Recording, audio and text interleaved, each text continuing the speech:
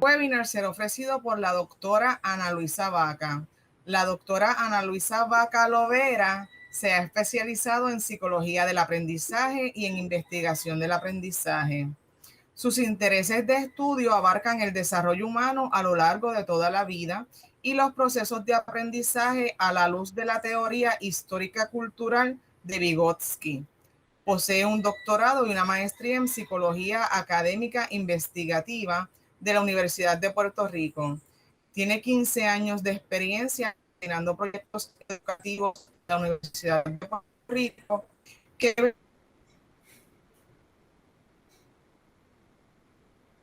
benefician a las comunidades alrededor de la universidad. Posee experiencia ofreciendo cursos universitarios a nivel graduado y subgraduado en varios salón de clases. Diseña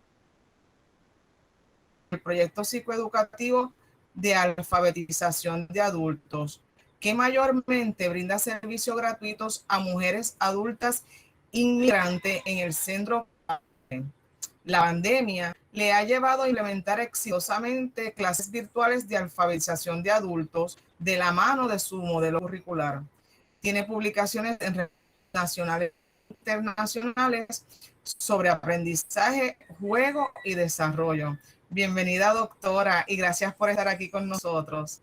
Le quisiera preguntar, doctora Vaca, en términos de las dudas que surgir, ¿usted prefiere que esas dudas se le hagan al momento o usted va a separar un espacio al final del webinar para contestar preguntas? Ok, yo creo que yo prefiero, ¿verdad? Que la gente me haga preguntas en el momento, porque entonces podemos tener algo más que una presentación, ¿verdad? Una conversación, ¿verdad? Yo preferiría eso. Ciertamente, si la gente prefiere decirlo en el chat, no sé si estoy cortando, no sé si me estoy cortando, me avisan. Si la gente prefiere decirlo en el chat o al final, ¿verdad? También podemos hacerlo, es decir, que vamos a integrar esas tres opciones, ¿no? ¿Qué les parece? No sé si estoy cortando la voz o se escucha bien. Me dicen, por favor. Ok. Yo creo que me congelé. Ah, se escucha bien. Perfecto. Ah, muy bien. Vale, porque María Elena a veces no se escuchaba bien, pero bueno. Ok. Bueno, pues bueno, gracias por estar aquí. Soy parte del equipo del Centro de Acción Urbana Comunitaria y Empresarial, conocida como CAUCE. CAUCE es el brazo comunitario de la Universidad de Puerto Rico, ¿verdad? Esto quiero aclararlo, ¿verdad? Para que ustedes sepan qué es CAUCE y qué hace, ¿verdad? Además de hacer proyectos de alfabetización, también tenemos acompañamiento comunitario, ¿verdad? Así que tenemos mucha experiencia, ¿verdad? 15 años, alrededor de 15 años, trabajando con las comunidades aledañas a la Universidad de Puerto Rico, ¿verdad? Ustedes dicen, bueno, pero sí, esto es Río Piedras, pero Río Piedras tiene 7 barrios, ¿verdad? Y trabajamos constantemente con ellos, con estos barrios, con la gente de estos barrios. Los apoyamos en asambleas, los apoyamos en actividades culturales, los apoyamos en actividades educativas también. Hay un proyecto específicamente para darle tutoría, ¿verdad? Por las tardes a los niños y niñas de los barrios aledaños a la Universidad de Puerto Rico. Tenemos un huerto urbano en la comunidad de Capetillo, allá por donde está el restaurante El Obrero. Atrás hay un huerto comunitario que tiene, además de vegetales, lechugas, está tratando de implementar plantas medicinales. Es uno de los primeros huertos a nivel urbano, ¿verdad?, que se hicieron en San Juan. Así que tenemos muchos proyectos en CAUCE. Y además CAUCE es un centro de prácticas, sobre todo para trabajo social y psicología comunitaria, ¿verdad? Pero también hemos tenido estudiantes de derecho, de administración de empresas, de educación, de arquitectura, de planificación, ¿verdad? Así que, bueno, pues Cauce hace muchas cosas y yo me dedico a hacer uno de los proyectos. Yo me dedico a coordinar el proyecto específicamente de alfabetización de adultos, ¿verdad? Así que, bueno, pues si me permiten 2 minutos, se está uniendo más gente, lo cual me pone muy feliz. Así que muchas gracias. Bienvenidas, bienvenidos. Soy Ana Luisa Vaca Lovera. Ok, bueno, pues ahora vamos al viejo truco de compartir, ¿verdad? Ok. Vamos a ver. Ajá. Ok. Siempre que voy a compartir. Ok. Es como ir viendo qué es lo que funciona, ¿verdad? Ok, ese tampoco es. Y bueno, disculpen. La pantalla completa tampoco. Una ventana, vamos a ver. Ajá, ok, aquí estoy. Bueno, gracias por su paciencia. Aquí estamos. Bueno, esto se llama modelo curricular, ¿verdad? Porque no es solamente clases para que la gente vaya a escribir su nombre o a aprender a leer una carta, ¿verdad? O un formato, sino que es un modelo curricular, ¿verdad? Así que esta plática es, digamos que el cuento de cómo fue lo que pasó, ¿verdad? Cómo fue que desarrollamos este modelo curricular, ¿verdad? Para desarrollar destrezas de lectoescritura en adultos. Ok. Ya saben, si tienen alguna pregunta, inmediatamente me dicen, ¿verdad? O la pueden escribir en el chat. Las preguntas en el chat, ¿verdad? María Elena me va a ayudar a decirlas en el micrófono, ¿verdad? Porque no estoy viendo la pantalla. Así que... Por supuesto, doctora. Gracias, María. Yo le digo las preguntas cuando surjan. Súper, muchas gracias. Vale. Bueno, pues yo les voy a hablar, ¿verdad? Del marco teórico, ¿verdad? Así de que este cuento de cómo fue que sucedió, ¿no? Vamos a hablar de la zona de desarrollo potencial y el asunto, el asunto del habla privada de Vygotsky, que es súper, súper importante para este proyecto. Vamos a hablar de la educación popular de Paulo Freire, porque también es una de las bases de este proyecto. Vamos a hablar también de Montessori, ¿verdad? De la gran María Montessori y de sus herramientas externas, cómo se relaciona Montessori con Vygotsky o cómo fue que lo relacioné. ¿Y cuáles son los componentes del modelo curricular? Ok, esa es la agenda que tenemos para hoy. Ya saben que cualquier pregunta que ustedes necesiten hacerme, pues adelante, ¿verdad? Me pueden interrumpir, metan la cuchara, como decía una profesora en Humanidades que me encantó, ¿verdad? Me encantó que dijera eso. Así que metan la cuchara cuando necesiten. Vale. Bueno, fíjense, lo primero que hice cuando llegué a Cauce como estudiante de maestría fue tratar de dilucidar, ¿verdad?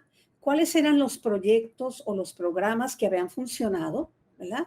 ¿Cuáles eran los teóricos o los filósofos de la educación de adultos? Y por supuesto, ¿verdad?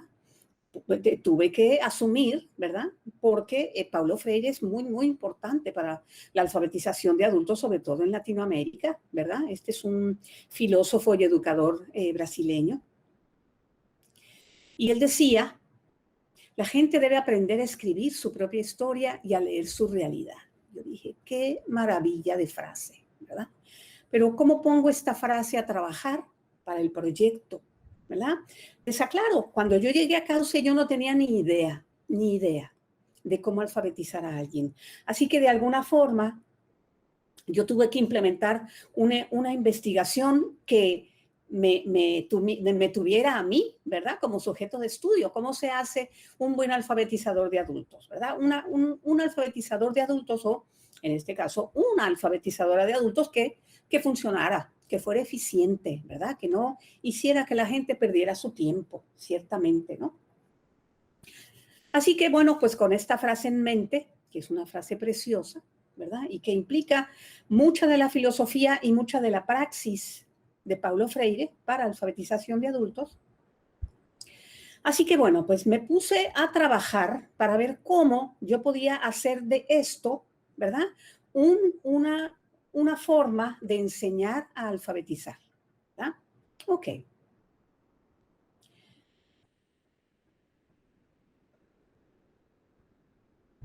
Bueno, pues fíjense. Yo tuve, ¿verdad?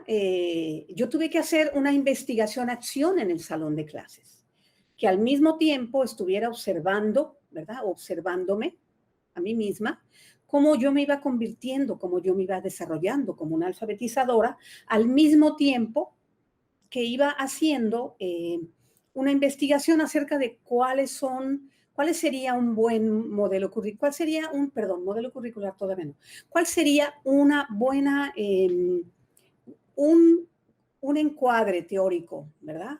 Que funcionara en Puerto Rico, ¿verdad? Que funcionara con las personas que necesitan esto, ¿verdad? Que son puertorriqueños y puertorriqueñas, pero también son personas de la República Dominicana, ¿verdad? Ok. Bueno, a mí me gustaba mucho Lev Vygotsky, ¿verdad? Yo soy vigotskiana, ¿verdad? Respeto mucho a Paulo Freire y me gusta mucho toda la filosofía y el modelo didáctico de María Montessori, ¿verdad? Y su educación científica. Así que yo, a través de esta investigación-acción en el salón de clases, ¿verdad? Porque al mismo tiempo que yo estaba aprendiendo a alfabetizar, ¿verdad? Yo estaba tomando anotaciones, yo estaba haciendo todo esto que se necesita, ¿verdad? Para hacer una investigación. Y entonces, bueno, pues me di cuenta de que Lev Vygotsky funciona muy bien, ¿verdad? Con Paulo Freire, porque coinciden en un montón de cosas. Y entonces luego, ¿verdad? Empecé a meter material Montessori, ¿verdad? Yo tengo muchas amigas Montessori, que son guías Montessori. Tengo 2 o 3 que son, digamos que asesoras, ¿verdad? De mi proyecto. Así que, bueno, pues a partir de eso, pues empezamos a trabajar con Vygotsky y su teoría histórico-cultural, ¿verdad? Con Paulo Freire, su educación liberadora, y con María Montessori, para trabajar la parte didáctica, pero también del manejo de materiales concretos, que en este caso es muy, muy importante para el proyecto, ¿verdad? Lev Vygotsky, por ejemplo, ¿verdad? Y su teoría histórico-cultural, lo que decía es que había que verificar la historicidad de los procesos de aprendizaje, es decir, en dónde empiezan, en dónde empezaron, ¿verdad? Y haciendo esto, Vygotsky decía que tú tienes que involucrarte en un proceso de aprendizaje, pero tienes que saber en dónde tienes que implementar la ayuda, ¿verdad? No puede ser en cualquier momento, tiene que ser en donde se necesita. Por eso es que tú tienes que observar los procesos de aprendizaje, ¿verdad? De cada persona, inclusive, bueno, en este caso, pues los míos, ¿verdad? Haciendo esta investigación-acción conmigo también como sujeto de estudio, ¿verdad? Hay gente que le habla de esta observación de la historicidad de los procesos de aprendizaje y ahora le llaman investigación microgenética, ¿verdad? Microgenética quiere decir en qué momento se genera el aprendizaje, en qué momento. Por eso es microgenética, ¿verdad? Y Vygotsky también decía, hay que observar los procesos y no solamente los resultados, hay que observar los procesos precisamente para saber en dónde es que se implementa, ¿verdad? El apoyo para el aprendizaje, ¿no? Él decía que el aprendizaje, a final de cuentas, era el desarrollo de procesos cognitivos facilitados por herramientas culturales, ¿verdad? Yo estoy enseñando a leer y escribir, ¿verdad? Con un alfabeto que no me inventé yo.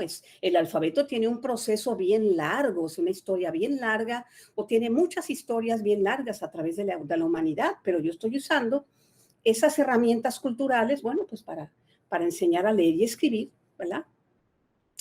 Y para Vygotsky el lenguaje o la palabra, ¿verdad? La palabra es la organizadora del pensamiento y eso es muy, muy importante, ya veremos por qué, ¿verdad?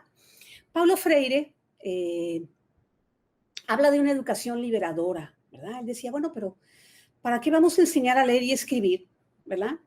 Si no vamos a enseñar a que la gente piense por sí misma, ¿verdad? Y tenga juicio crítico, ¿verdad? Ese tipo de cosas, eso es educación liberadora, porque hay otra educación que es, digamos, esclavizante, ¿verdad? Y él lo que quería, ¿verdad? Era implementar algo que liberara a ese montón de campesinos con quien él estaba trabajando en Brasil, ¿verdad? Así que hay una ética y una práctica educativa, hay una ética, fíjense qué importante, ¿no? ¿Para qué tú vas a enseñar a leer? ¿Para qué vas a enseñar a escribir? ¿Cómo? ¿Verdad? Pues tiene que ser dirigido a la educación liberadora, ¿verdad? La realidad como un texto. Y vamos a hablar de estos 3 personas mucho más adelante, ¿verdad? Hay que tener una reflexión crítica sobre la educación, por eso es que la ética es muy importante, ¿verdad?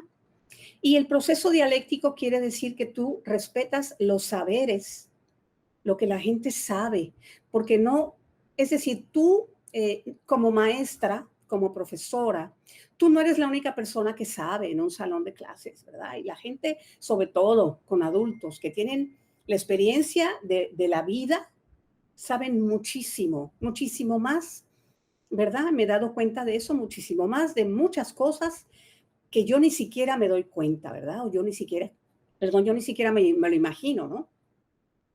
Y bueno, con María Montessori, ¿verdad? Lo que vamos a usar son los materiales manipulativos, ¿verdad? Para trabajarlos como unas herramientas externas. Vamos a hablar un poco más de esto. Este es como la introducción, ¿verdad?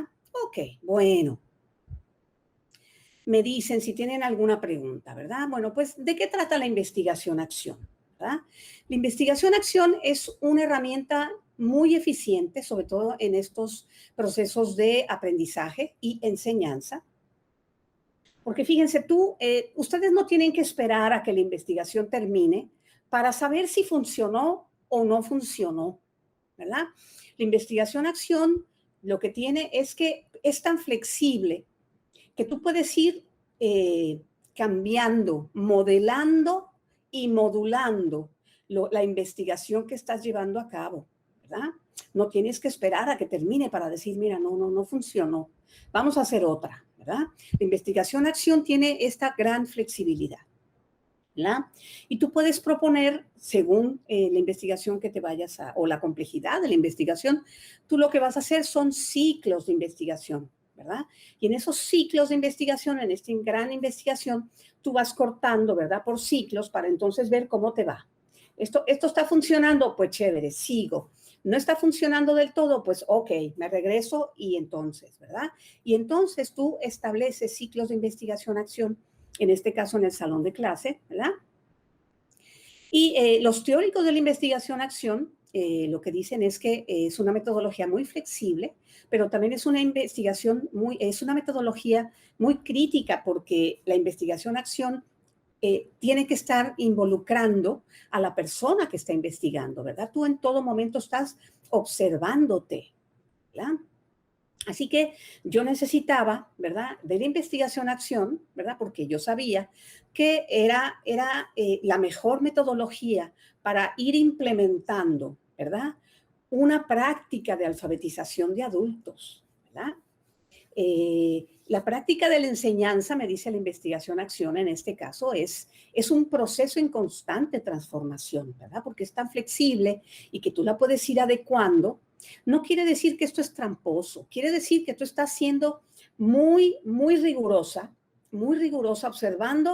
observándote y observando los procesos, observando a quien estás alfabetizando en este caso, ¿verdad? Observando el marco teórico, ¿verdad? Que en este caso son estas 3 personas que yo mencioné, ¿verdad? Para entonces ir reflexionando acerca de qué es lo que estás haciendo, ¿verdad? Así que la investigación-acción es una herramienta fabulosa, ¿verdad? Pude estar observando cómo funcionan los materiales didácticos, ¿verdad? Algunos los hice yo, otros establecí algunas adaptaciones de materiales Montessori, ¿verdad?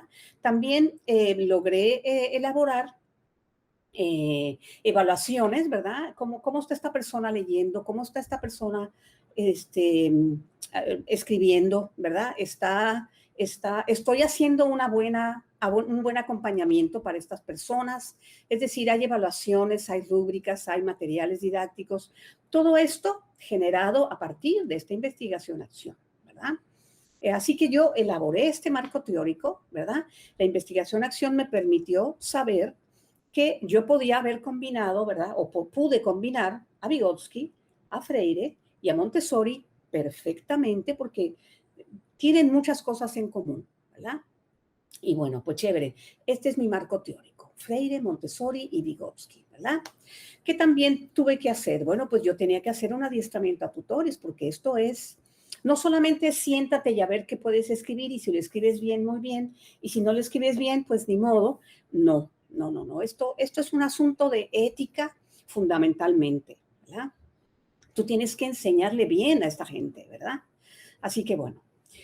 Después, ¿verdad? De que se estableció un adiestramiento a tutores, hubo una fase cuasi experimental en la que yo ya tenía un grupo, ¿verdad? Que había estado conmigo, pero entonces yo tenía que probar, ¿verdad? Si todo este andamiaje, ¿verdad? Si este marco teórico y los materiales y las evaluaciones funcionaban en un salón de clases a final de cuentas, ¿verdad?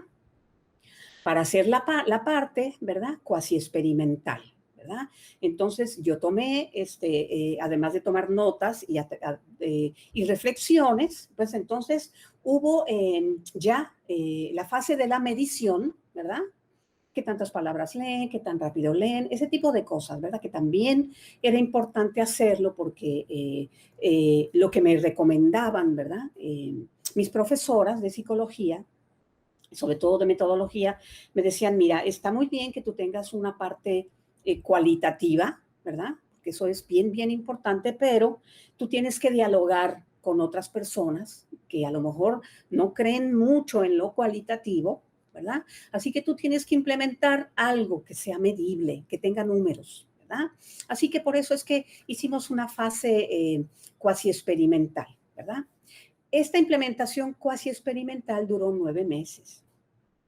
Pero el armado de la investigación-acción para llevar a cabo la implementación de un marco teórico y elaboración de materiales, de evaluaciones, todo esto, bueno, pues fueron más o menos como 2 o 3 años, ¿verdad? En los que los directores de Cauce, ¿verdad? Me permitieron, ¿verdad? Toda la libertad para que yo desarrollara esto, ¿verdad? Nunca me dijeron, no, mira, haz esto otro, yo creo que así, sino que me dieron toda la libertad para hacerlo, ¿verdad? Porque estaban dándose cuenta de que yo estaba conformando una metodología muy particular que se empezó a gestar en Cauce, ¿verdad? Que esto es bien importante. Es decir, es un método, es una metodología, ¿verdad?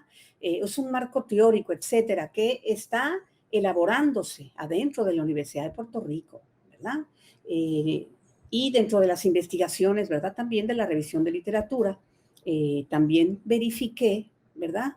Cómo está el estado del arte, digamos, ¿verdad? En la investigación de la enseñanza de la alfabetización de adultos, ¿verdad?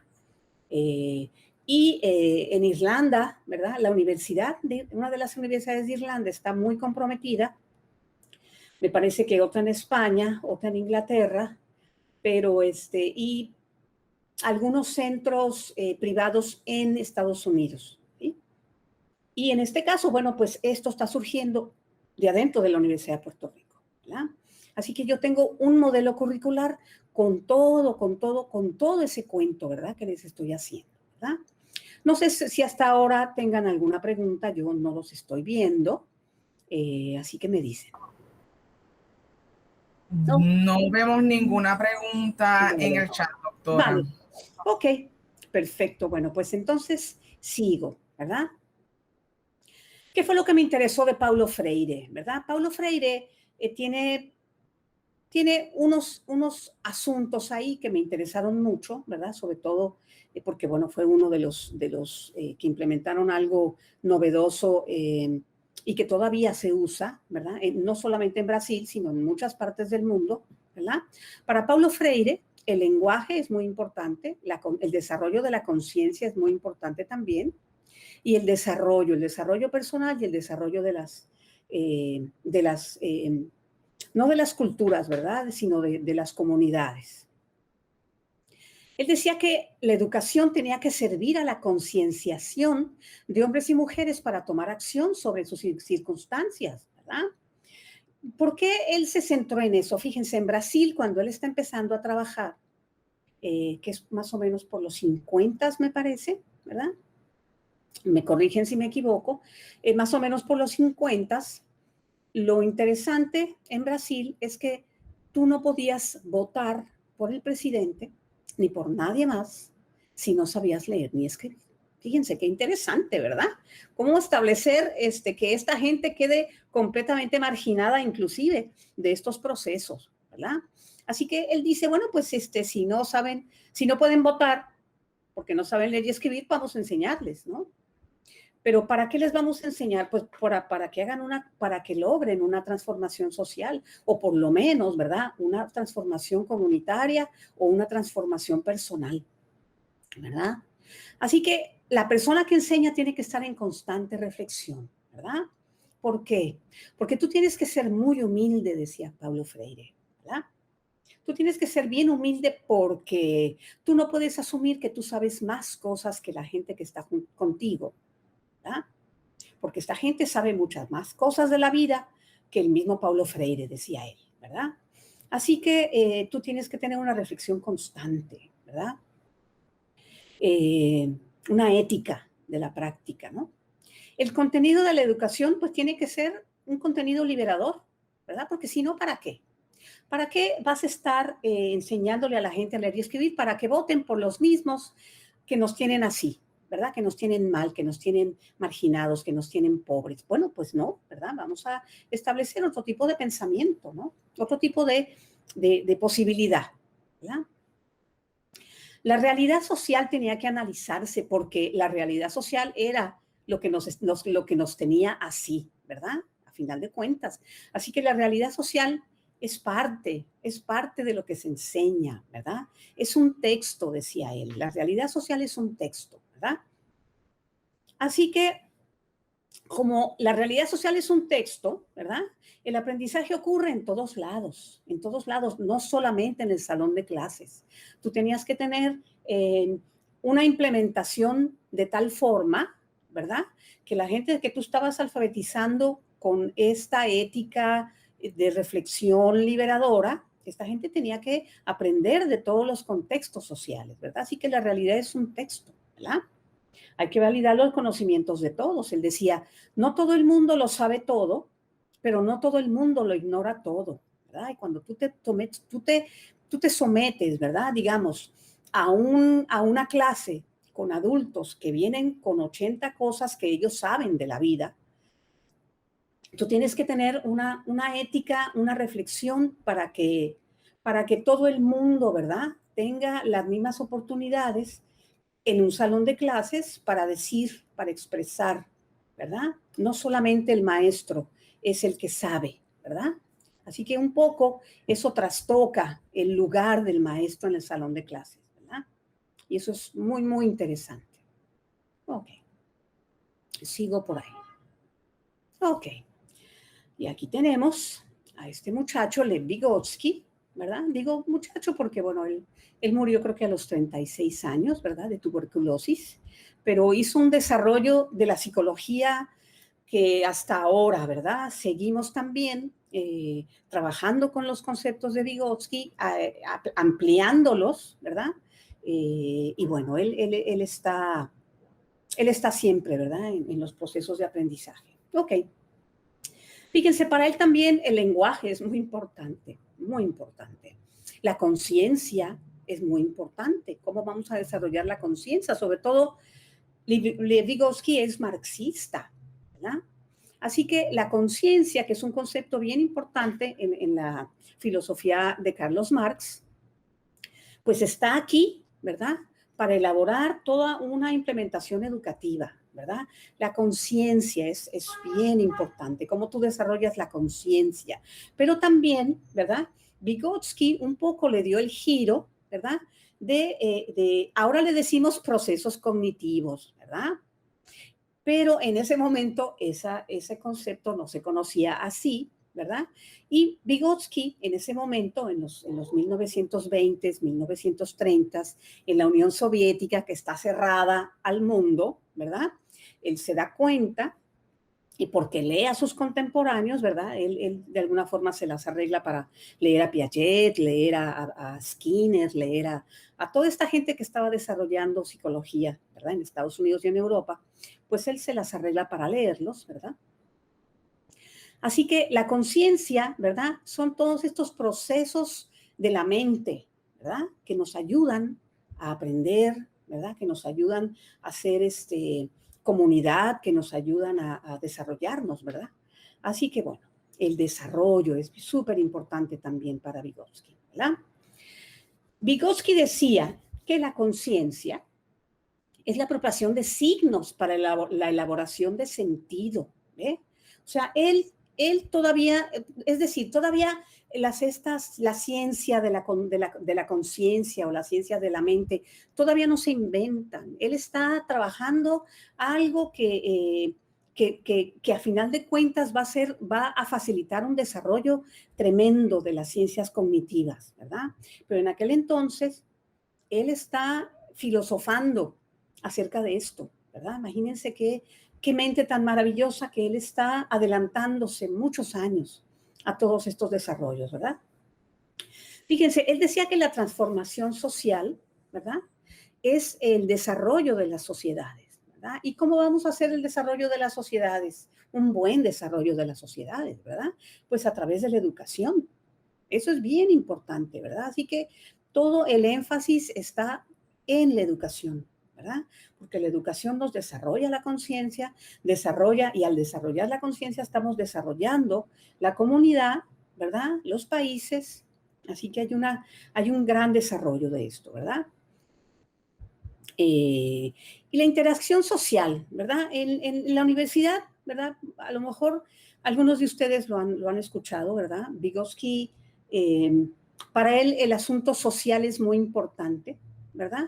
Pero no solamente es que tú aprendas del otro, ¿verdad? No, es algo mucho más complejo, ¿verdad? La interacción social nos puede dar el desarrollo de procesos cognitivos más complejos, ¿verdad?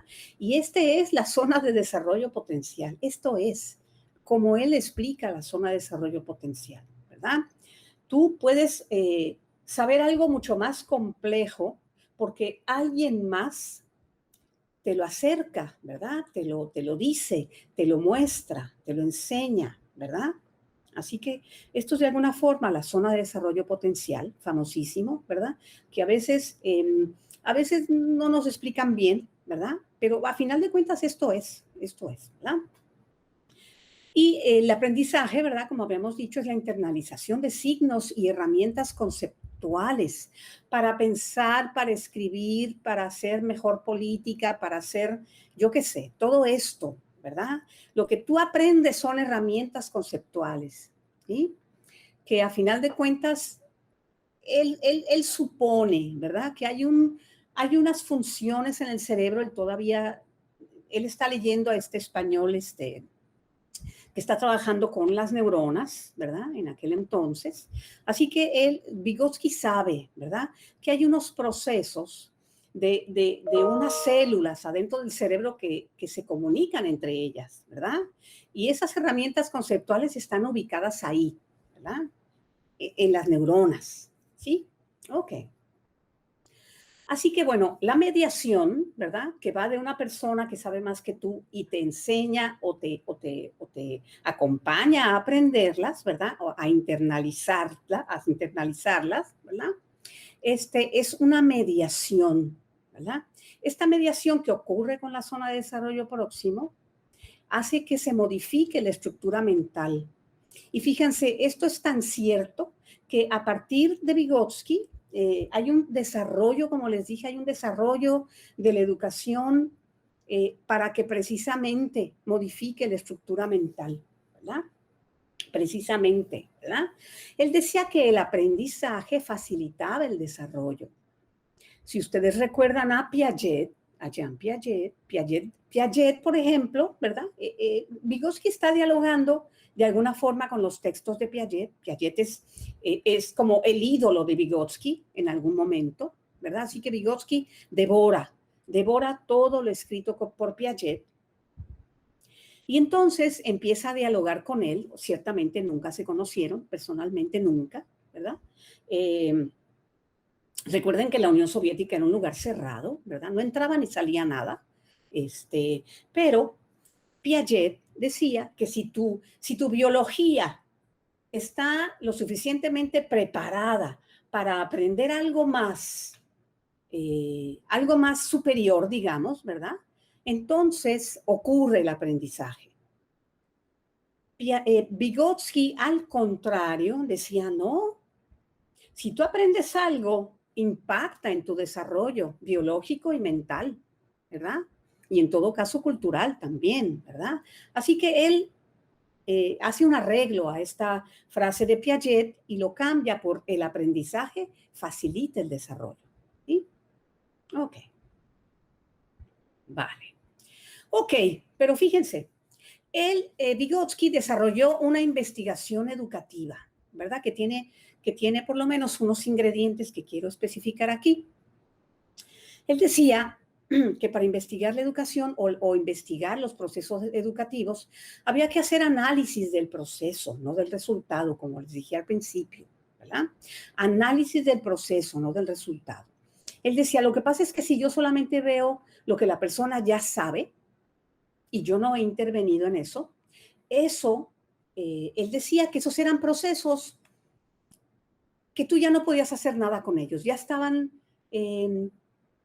allí, ¿verdad? Así que él no podía hacer nada con eso. Lo que había que ver era cómo de esos procesos que ya estaban en forma pues yo no sé, ¿verdad? Momificados, digamos, ¿verdad? Cómo tú podías empezar procesos nuevos, ¿verdad? Para entonces llegar a la zona de desarrollo potencial, ¿verdad? Por eso es que es el análisis del proceso, no del resultado. Fíjense, esta es una de las primeras personas que empezó a hacer eso, ¿verdad? A darle el énfasis en el proceso, ¿verdad? Ahora todo el mundo lo sabe, ¿verdad? O la mayoría de la gente que estudia educación o psicología del aprendizaje sabe que es muy importante el análisis del proceso. El resultado es importante también, ¿verdad? A final de cuentas, pero no hay que centrarnos en el resultado, ¿verdad? Ok. Hay que enfatizar la explicación en lugar de la descripción. No solamente cuántas palabras llega a leer esta persona, sino cómo fue que llegó a leer tantas palabras esta persona, ¿verdad? ¿Sí? Exacto. Y entonces estudiar los procesos dinámicos, los que están ocurriendo en ese momento, no los fosilizados. Yo les dije momificados, pero él habla de procesos fosilizados.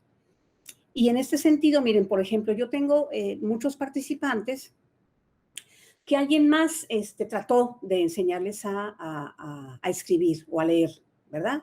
Y entonces tengo mucha gente que llega y me dice, esa es la ma, la me, la mi, la mo, ¿verdad? La bu, la be, en lugar de decir, yo qué sé, en lugar de trabajar con el asunto fonético, ¿verdad? La b, la f, la m, ¿verdad? Para que entonces tú la juntas con una vocal y entonces, ¿verdad? Pero muchas veces se nos ha enseñado eso, ¿verdad? Yo tengo mis dificultades con las cartillas fonéticas, pero yo sé que funciona, ¿verdad? Pero como tengo otro marco teórico, bueno, pues, ok.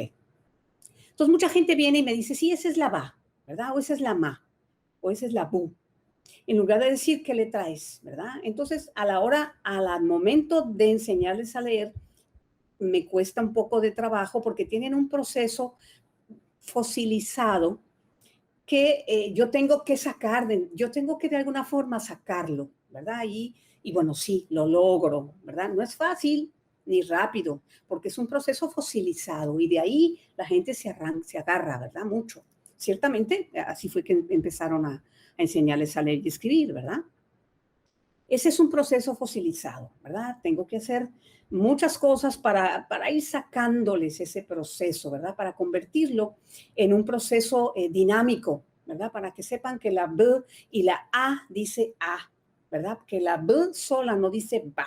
Ese tipo de cosas, esos son procesos fosilizados. En este caso, en este contexto del proyecto de alfabetización, ¿verdad?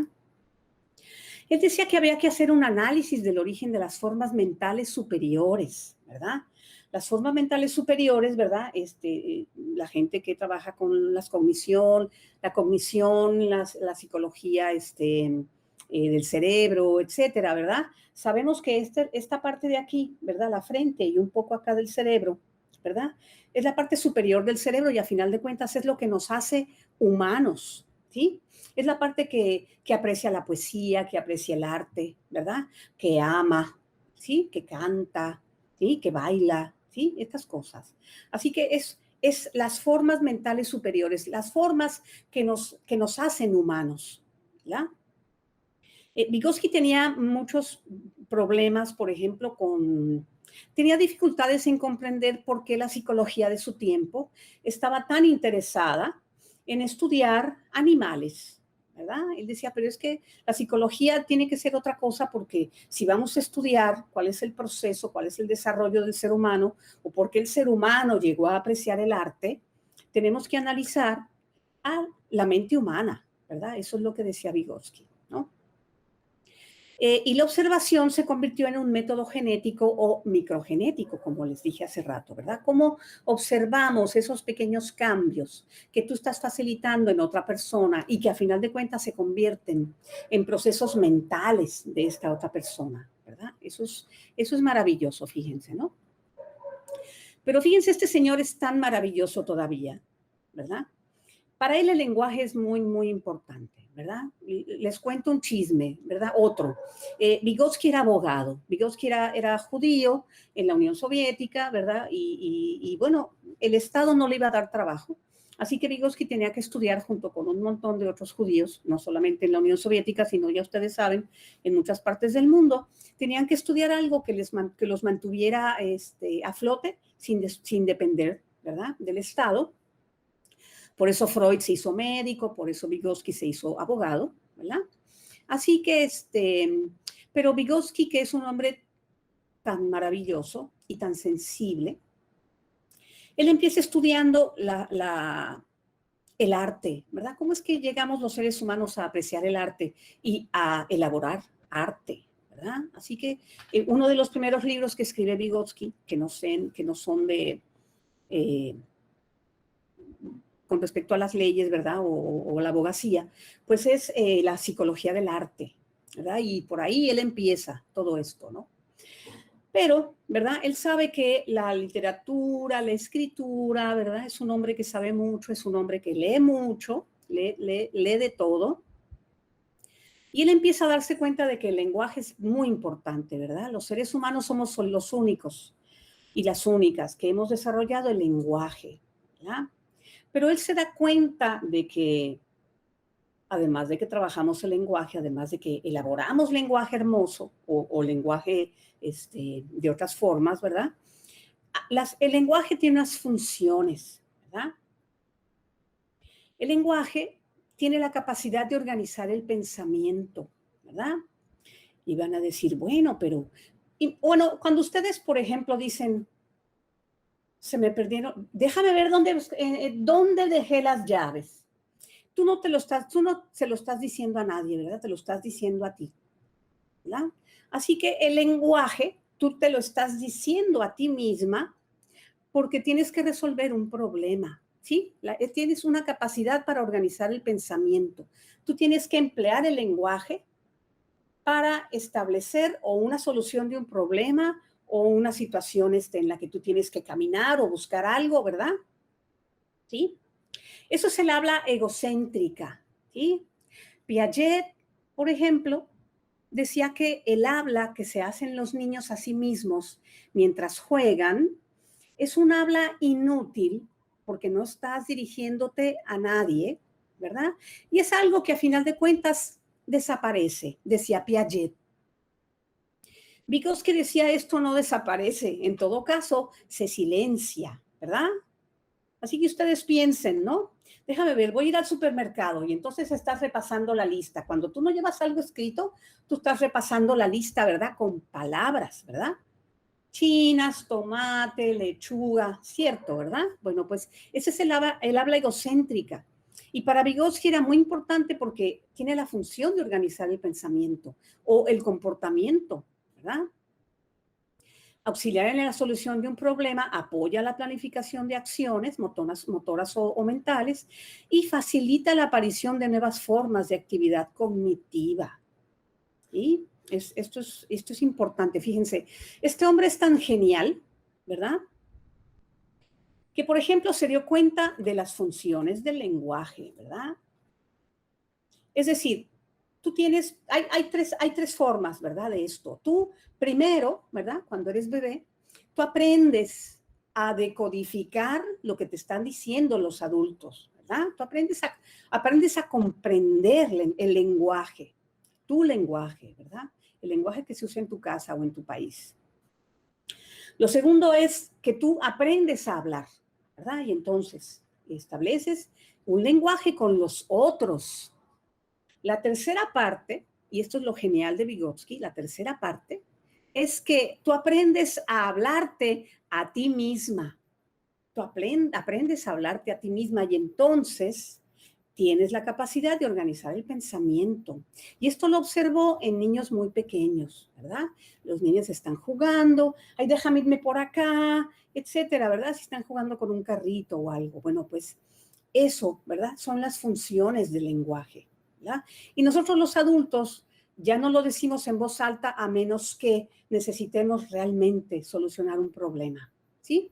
Por eso a veces te dicen, mira, cuando estés estudiando, dilo en voz alta, dilo a ti misma, ¿verdad? Díselo a ti, ¿verdad? Ok, pues chévere. Así que bueno, aquí tenemos a este genial Vygotsky con estas funciones del lenguaje. Así que ya saben que si ustedes se hablan a sí mismas, a sí mismos, no es porque estemos enloqueciendo, es porque el lenguaje tiene esa función en los seres humanos, ¿verdad? Hasta ahora que sepamos, ¿verdad? Ok, ok. Ya saben que no los estoy viendo, así que si me dicen, me pueden interrumpir, metan la cuchara. Ok. ¿Qué más dice Vygotsky? Bueno, pues el aprendizaje es la apropiación de funciones psíquicas que originalmente estaban fuera del aprendiz, ¿verdad? Alguien más te enseñó algo, alguien más facilitó la apropiación de un aprendizaje, ¿verdad? Y esto son funciones psíquicas que estaban afuera de ti, pero que cuando tú las aprendes, tú las integras, tú las interiorizas y empiezan a formar parte de tu esquema mental, ¿sí? Funciones psíquicas, dice él, ¿verdad? Ahora sabemos que son funciones cognitivas, bla, bla, bla, pero en aquel momento, ¿verdad? Ese lenguaje todavía no se había inventado, ¿verdad? Ok. Y que ahora forman parte de los recursos psicológicos gracias a la mediación hacia la zona de desarrollo potencial, ¿verdad? Es decir, la zona de desarrollo potencial es de una complejidad tan hermosa, ¿verdad? Y que nos habla tanto de lo que somos los seres humanos, de lo que podemos llegar a ser, ¿verdad? En este sentido, en el desarrollo de las comunidades, en el desarrollo de ti misma, en el desarrollo cognitivo, etcétera, ¿verdad? Porque cuando tú aprendes algo, hay la aparición de formas cualitativamente nuevas en tu cerebro. Formación de nuevas estructuras neuronales, ¿verdad? Le decimos ahora. Y ciertamente, ustedes saben, ¿verdad? Que las neuronas se comunican entre sí, ¿verdad? Y si una neurona, y si 5 neuronas se comunican constantemente entre sí, ¿verdad? Sabemos que, ¿verdad? Muchas de sus partes se empiezan a engrosar para facilitar ese aprendizaje, ¿verdad? Y lo aprendemos bien por estas situaciones, ¿verdad? Vygotsky y sus colegas en el Instituto de Psicología, ¿verdad? Que en algún momento se establece, pero que luego José Stalin prohíbe, por supuesto, hay muchos desarrollos, ¿verdad? En esta mirada, ¿verdad? ¿Sí? La formación de nuevas estructuras neuronales y hay todo un desarrollo de investigación psicológica en este Instituto de Psicología, ¿verdad? Pero José Stalin dice, ¿verdad? Y este es otro chisme, ¿verdad? Porque como todo, como lo social, lo histórico, lo económico, todo eso está conectado, ¿verdad? A final de cuentas. José Stalin, ¿verdad? Que es el que manda en la Unión Soviética, prohíbe este instituto porque no es lo suficientemente ruso, ¿verdad? Para él. Así que, porque lo ruso, ¿verdad? La investigación rusa era la investigación de esta parte de la psicología ¿cómo se dice? Perdón, estoy en la psicología la que condiciona, ¿verdad? Los perritos que salivaban, etcétera. Pues esa es una investigación de Pavlov. Así que para los rusos, ¿verdad? O los de la Unión Soviética, sobre todo para José Stalin, eso era lo que tenía que hacerse, no lo que estaba haciendo Vygotsky, que además era abogado, ¿verdad? Así que bueno, pues mucho de lo que Vygotsky hizo o escribió no llega, o no sale de la Unión Soviética, sino hasta como por los 80s, ¿verdad? Así que imagínense. Pero bueno, ok. Y aquí tenemos, ¿verdad? Si tenemos alguna pregunta, me dicen. Aquí tenemos a esta mujer genial, fabulosa también, María Montessori, ¿verdad? Quiero que ustedes dediquen su atención a estos triángulos y a estos triángulos de diferente tamaño y a estos círculos de diferente tamaño, ¿verdad? Porque luego vamos a hablar de eso. Fíjense, ahí está ella, trabajando con unos asuntos bien abstractos, ¿verdad? Ella está usando la geometría para enseñar lenguaje, ¿sí? Después hablamos de eso. Ok, bueno, pues María Montessori, que era también genial, ¿verdad? Y que también fue perseguida y que también tuvo que ir de su país, ¿verdad? Como Paulo Freire. Ella tiene materiales concretos, ¿verdad? Porque los materiales concretos, a final de cuentas, ella dice, nos van a llevar a la abstracción, ¿verdad? Y el material Montessori, ¿verdad? Yo creo que esa es de las cosas más geniales. Los materiales Montessori, fíjense, permiten la autocorrección de lo que se está enseñando. El mismo material te dice si lo estás haciendo bien o no. Perdónenme que voy a encender aquí el abaniquito. Ok, vale. Pues fíjense, el material permite la autocorrección. Por eso es que las guías Montessori se llaman guías y no maestras, ¿verdad? Porque la guía, el espacio del salón Montessori y los materiales son las tres partes importantes, ¿verdad? Pero son guías. La guía sabe que el buen manejo del material hace que el niño y la niña no tengan que depender tanto de la guía, de la maestra en este caso, ¿verdad? Porque el material mismo te dice si está bien hecho o no está bien hecho. Si te falta, no te sobran piezas, ¿ya? ¿Sí? Ok. Esto es en un sentido bien sencillo, ¿verdad? Ok. Montessori desarrolló todas las áreas del conocimiento, todas. Biología, geometría, geografía, economía, obviamente lectura, escritura, ¿verdad? Historia, pero todas las áreas del conocimiento están contempladas en el material Montessori. Es un material maravilloso, maravilloso, ¿verdad? Hay un trabajo manual muy importante porque María Montessori, ¿verdad? En sus escritos, lo que nos dice es que la historia de la humanidad es la historia de lo que se pudo hacer con las manos, ¿verdad? Ella, que es italiana y que admira mucho la cultura romana, ciertamente, ella dice, pues miren, los arcos del triunfo, las esculturas, los caminos, lo que se escribió, los libros, todo está hecho con las manos. Así que para ella el trabajo manual es muy importante, ¿verdad?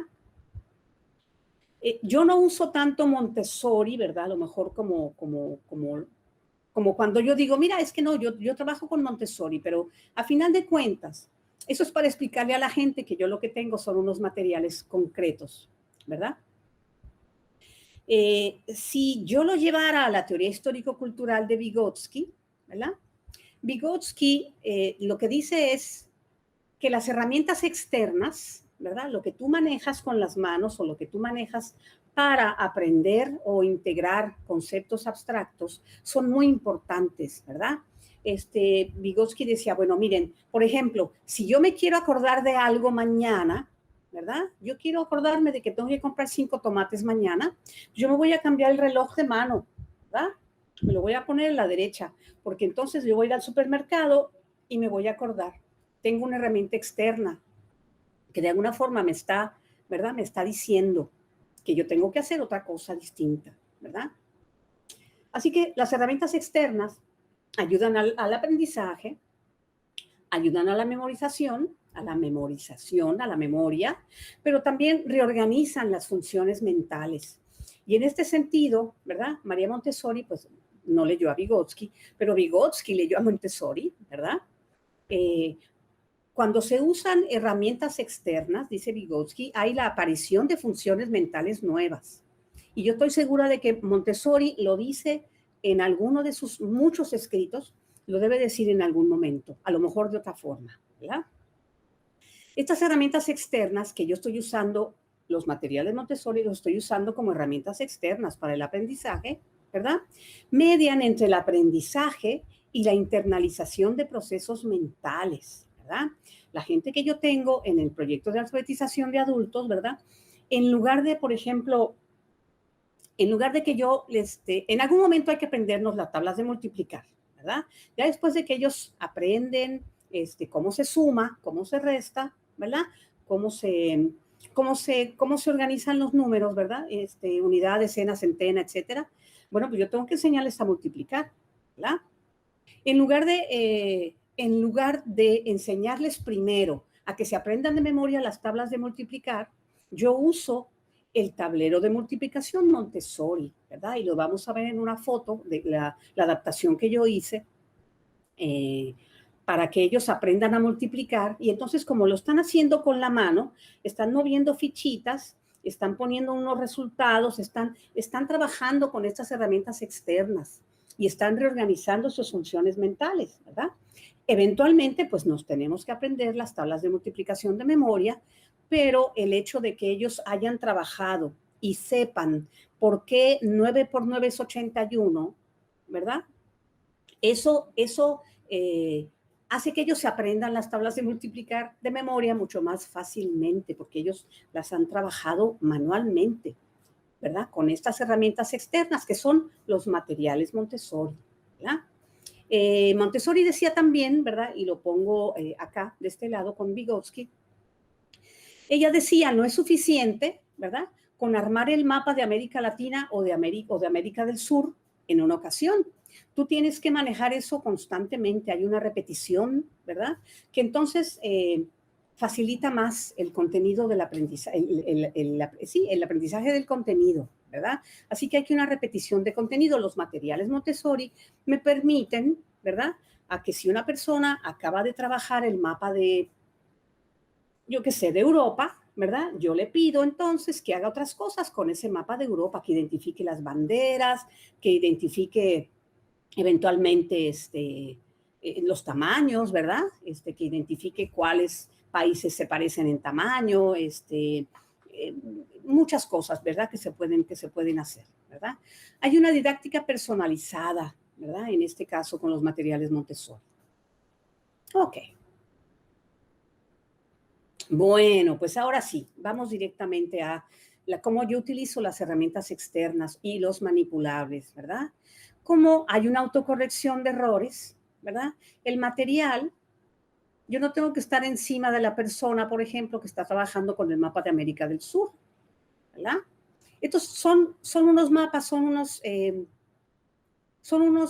rompecabezas, ¿verdad? Ustedes ven que ahí está Brasil, Rosita, que es gigante, pues la gente los manipula, ¿verdad? Los arma, ¿verdad? Y entonces eso hace mucho sentido, ¿verdad? Sobre todo del desarrollo de los asuntos espaciales, ¿verdad? La coordinación espacial, ese tipo de cosas, ¿no?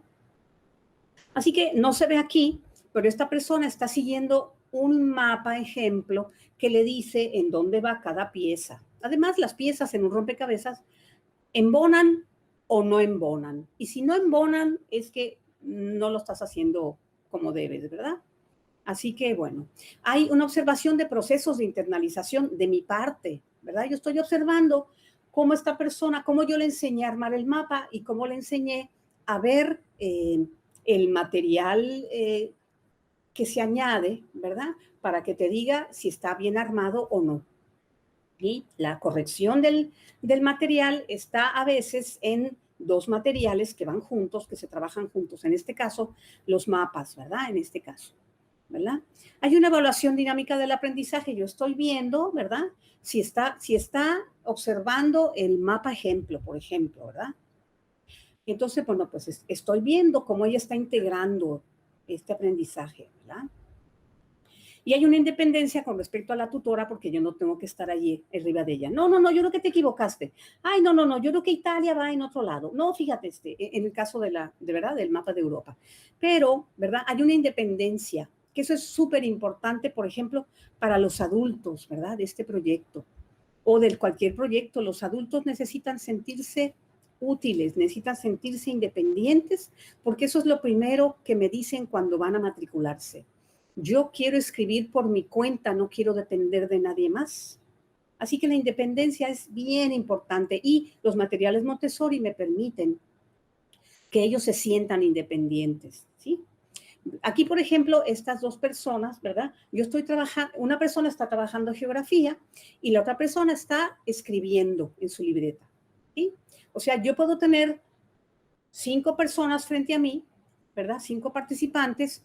Uno está escribiendo, el otro está haciendo geografía, el otro está armando el tablero de multiplicación y el otro está, yo qué sé, haciendo otra cosa.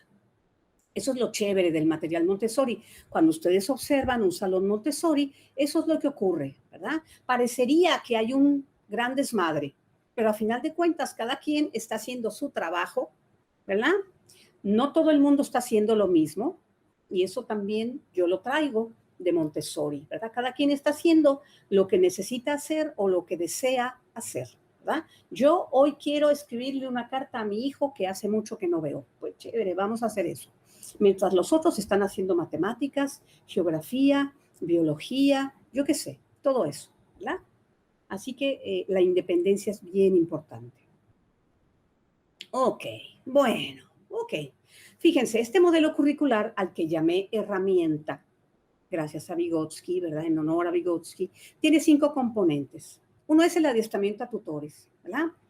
Lo otro es la recolección de datos mixtos, porque a pesar de que ya no es una investigación que está corriendo, yo tengo que verificar que los objetivos de mi investigación se están llevando a cabo, ¿sí? Todo el tiempo. Así que yo recolecto datos mixtos, cualitativos y cuantitativos, con respecto a lo que ellos dicen, con respecto a lo que ellos hacen, ¿verdad? Y tengo materiales para ello, ¿verdad? Y bueno, pues tengo materiales didácticos. Además de los materiales Montessori, ¿verdad? Hay unos materiales que yo he tenido que hacer porque desafortunadamente no hay libros para adultos que están aprendiendo a leer, no hay, ¿cómo les digo? No hay muchas cosas para adultos que están aprendiendo a leer. Así que bueno, pues yo los hago, ¿verdad? Así que los materiales didácticos también incluyen a los materiales Montessori. Hay una dinámica de la enseñanza y se los dije hace rato, la dinámica de la enseñanza es que cada quien está haciendo lo suyo, ¿sí?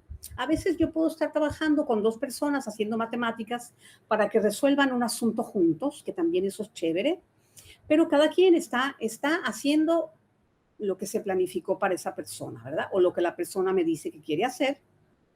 Así que hay un acercamiento individualizado, pero a final de cuentas, ¿verdad? Estamos todos trabajando en un salón de clases Y entonces entre ellos comparten, y eso es chulísimo cuando ellos comparten, ¿verdad?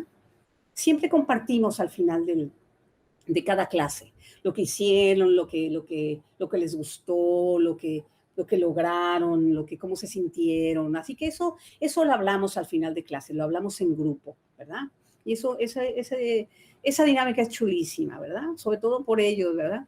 Sobre todo por ellos, porque a veces ellos se dicen, mira, fulano, ya estás escribiendo mejor, qué bonita letra te está quedando, ¿verdad? Así que ellos se echan, se echan flores, ¿verdad? Entre ellos, eso es bien chulo, ¿verdad? De los 5 componentes, bueno, yo quiero llegar a la zona de desarrollo potencial, esa es mi meta general para todos, ¿verdad? Así que esos son los 5 componentes del modelo curricular. Este fue un curso que yo di en la Facultad de Educación, donde estos muchachos se estaban preparando para ser alfabetizadores o para conocer acerca del modelo curricular, ¿verdad? Aquí yo los estoy poniendo a trabajar también la parte sensible, ¿verdad? Porque hay que sensibilizar a la gente acerca de cómo ser un buen tutor o una buena tutora, ¿verdad? Así que yo los estoy poniendo a trabajar con la mano con la que no escriben, los estoy poniendo a dibujar, ¿verdad? Adentro de estas tabletas con círculos y los estoy poniendo a escribir, ¿sí?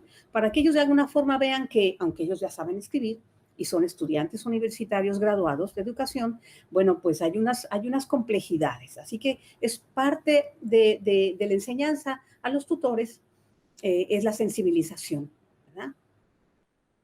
Porque fíjense, a veces yo tengo gente que me dice, mira, yo quiero trabajar contigo, yo quiero ser tutora. Y yo digo, pues chévere, chévere, vamos para allá, ¿verdad? Y entonces, pues ya con la pandemia no se puede, ¿verdad? Pero en aquel momento, cuando éramos todos felices, digamos, yo podía llevar a gente a observar la clase o a aprender a ser tutores, ¿verdad? Y entonces yo los observo, ¿verdad? Y a veces, ¿verdad? Las personas que no tienen la sensibilidad, por eso hay que enseñarles la sensibilidad, dicen, ay, no, es que esa persona está haciendo malas cosas, yo creo que esa persona no es, o sea, y se lo dicen enfrente, ¿verdad? Y entonces yo digo, pero espérate, ¿no? No, hay que enseñar una sensibilidad, es importantísimo sensibilizar a los tutores, además de todo el adiestramiento que reciben, ¿verdad? Del manejo de materiales, del manejo de las tablas de observación, todo esto, ¿verdad? Todo esto. Además los tutores tienen una rúbrica de observación, de autoobservación, ¿sí? Ok. Ok, bueno, ¿qué más tengo aquí? Bueno, la adiestramiento a tutores, ¿verdad? Un poco ya les dije todo eso, ¿verdad? Ellos tienen que ellos tienen que aprender también a manejar los materiales Montessori, ¿verdad? No me voy a decir mucho aquí porque ya les dije todo lo que tenía que decirles acerca del adiestramiento a tutores, ¿verdad? Yo todo el tiempo estoy adiestrando a los tutores que me ayudan, todo el tiempo, ¿verdad? Ellos van iban, cuando éramos felices antes de la pandemia, ellos iban primero a observar. Podían estar una o en 2 ocasiones observando la dinámica de todo. Y luego nos reuníamos, ¿verdad? En otra ocasión y entonces hablábamos de la dinámica, ¿verdad? Yo los llevaba a que observa, no intervengas, ¿verdad? O si algo grave pasa, pues vas y me avisas, ¿no? No sé. Pero generalmente no pasa nada grave, a menos que alguien se sienta mal, etcétera. Así que los adiestro todo el tiempo para el manejo del material Montessori, para que observen y lleven al aprendiz, a la aprendiz, a la zona de desarrollo potencial. Para eso tienen que saber de qué trata el modelo curricular, ¿verdad? Cuáles son las bases teóricas y filosóficas, ¿verdad? Ok. Esta señora maravillosa llegó a ser participante, ¿verdad? A los 82 años, 82, cuando llegó a la clase, ¿verdad? Ella estuvo un año con nosotros. En este caso, miren, por ejemplo, ella tiene el mapa de América del Sur a su izquierda y ella está colocando ahora, ¿verdad? Ya lo sabe armar, ya lo arma y lo desarma, ya sin ver el modelo, por ejemplo, ¿verdad? Pero en este caso yo se lo tengo allí porque ella tiene que identificar las banderas que están en otro lado. Y las banderas es algo que yo hice, ¿verdad? No recurrí al material Montessori porque les confieso, material Montessori es muy caro y yo estaba haciendo mi doctorado, ¿verdad? Y por supuesto no tenía un centavo, así que yo me inventé muchas de las cosas, ¿verdad? Pero obviamente pues yo tenía unas asesoras Montessori que me decían, sí, está bien, ok, pues chévere, hazlo así, ¿verdad? O me decían cómo arreglar, en caso de que yo adaptara materiales Montessori. Ok. ¿Qué otra cosa? Pues la recolección de datos mixtos, ¿verdad? Yo hago, cuando ellos llegan, ¿verdad? Aunque no sepan leer, yo quiero saber si pueden leer alguna palabra o alguna letra o alguna sílaba, ¿verdad? Porque estoy en la filosofía de Paulo Freire de que no todo el mundo lo ignora todo, ¿verdad? Ellos deben saber algo porque han estado en la universidad de la vida. Así que yo hago una prueba, una preprueba, ¿verdad? Cuando ellos llegan a matricularse, ¿verdad? Yo veo cómo ellos se ayudan a leer, ¿verdad? Si identifican la letra, si pueden leer la sílaba, si leen la palabra completa, o si se equivocan, o si no conocen algunas letras. Bueno, pues eso me da mucha información a mí, para ver, para planificar el trabajo con ellos, ¿sí? Ok, después de 3 meses que están en las clases, yo les hago una posprueba de lectura, ¿verdad? Y les puedo hacer una posprueba 2 de lectura, 3 meses después, ¿verdad? Tengo rúbricas de lectura, escritura y habilidades matemáticas que diseñé yo, ¿verdad? Y yo recolecto las expresiones orales y escritas de los participantes, ¿verdad? Cuando me dicen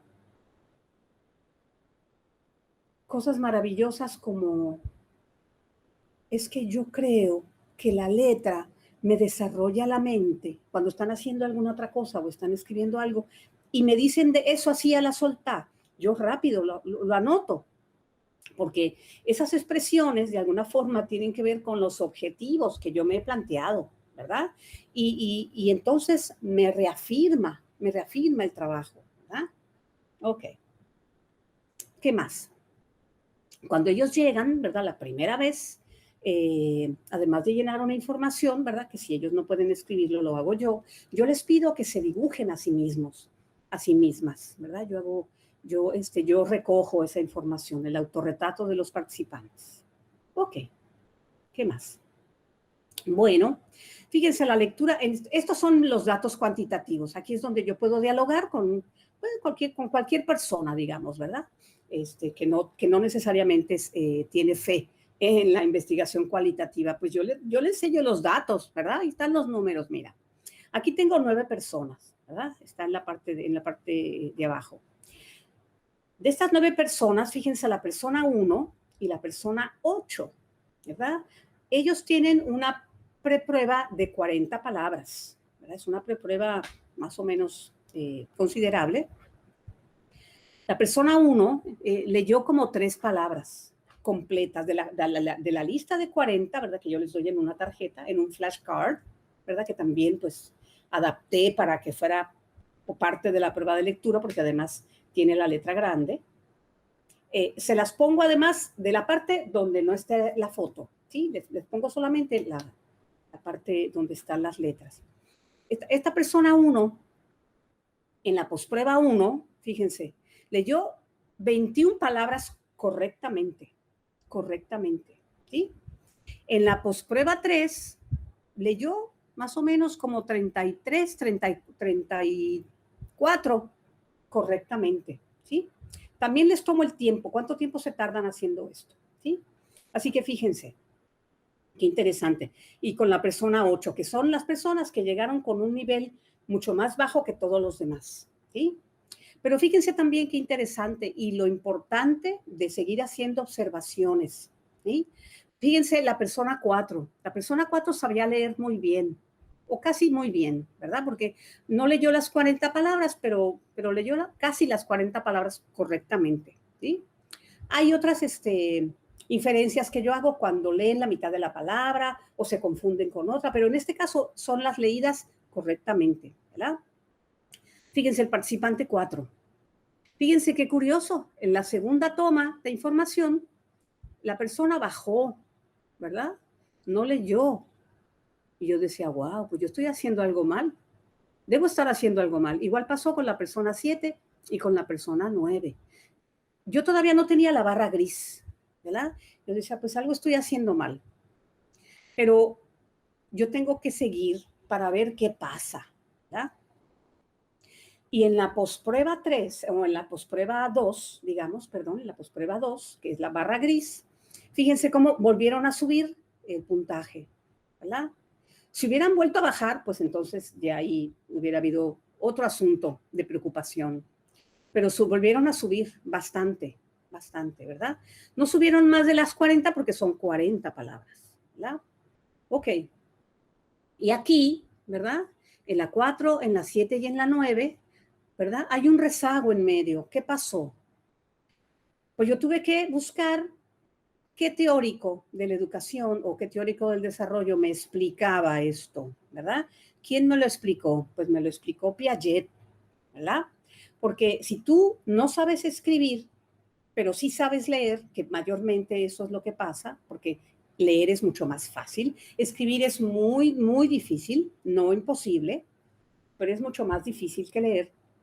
Estas personas que sabían leer cuando llegaron el primer día, tuvieron que, ¿verdad?, hacer un ajuste cognitivo porque empezaron a aprender a escribir.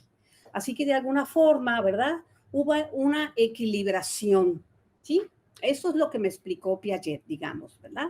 Así que, pero fíjense los resultados, ¿verdad? En la tercera o en la posprueba 2, pues, ¿verdad? Obviamente se fueron para arriba otra vez. Y eso pues no, me tranquilizó mucho, la verdad. Ok. ¿Cuáles son los otros componentes? Bueno, pues hay materiales didácticos, hay una hoja semanal de trabajo para cada persona, ¿verdad? Hay unos formatos y formularios, ¿verdad? Que incluyen el banco, envío de dinero, solicitud de empleo, ¿verdad? También está el formato del médico, ¿verdad?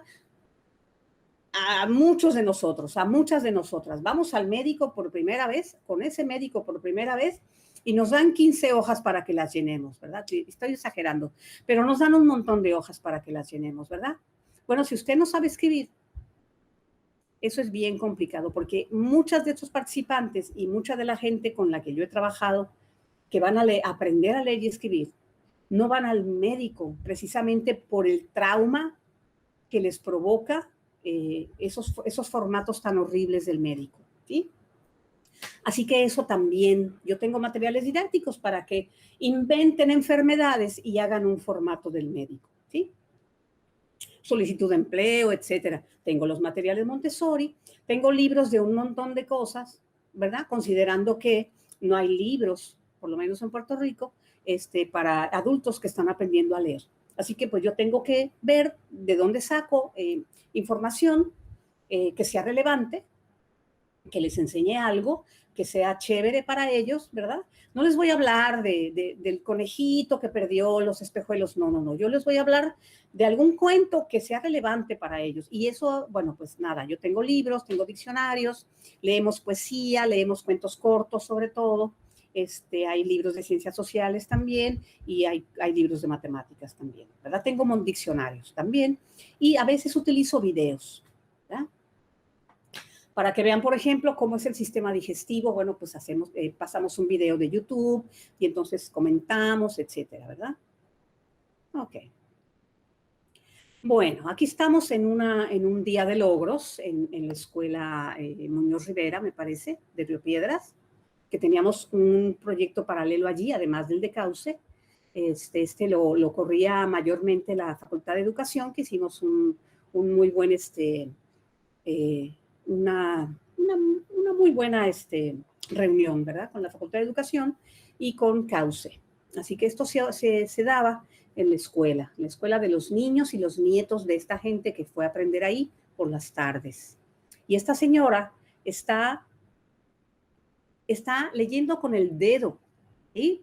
Que es algo que mucha gente hace, pero es algo que yo les enseño específicamente a hacer, a leer con el dedo, ¿sí?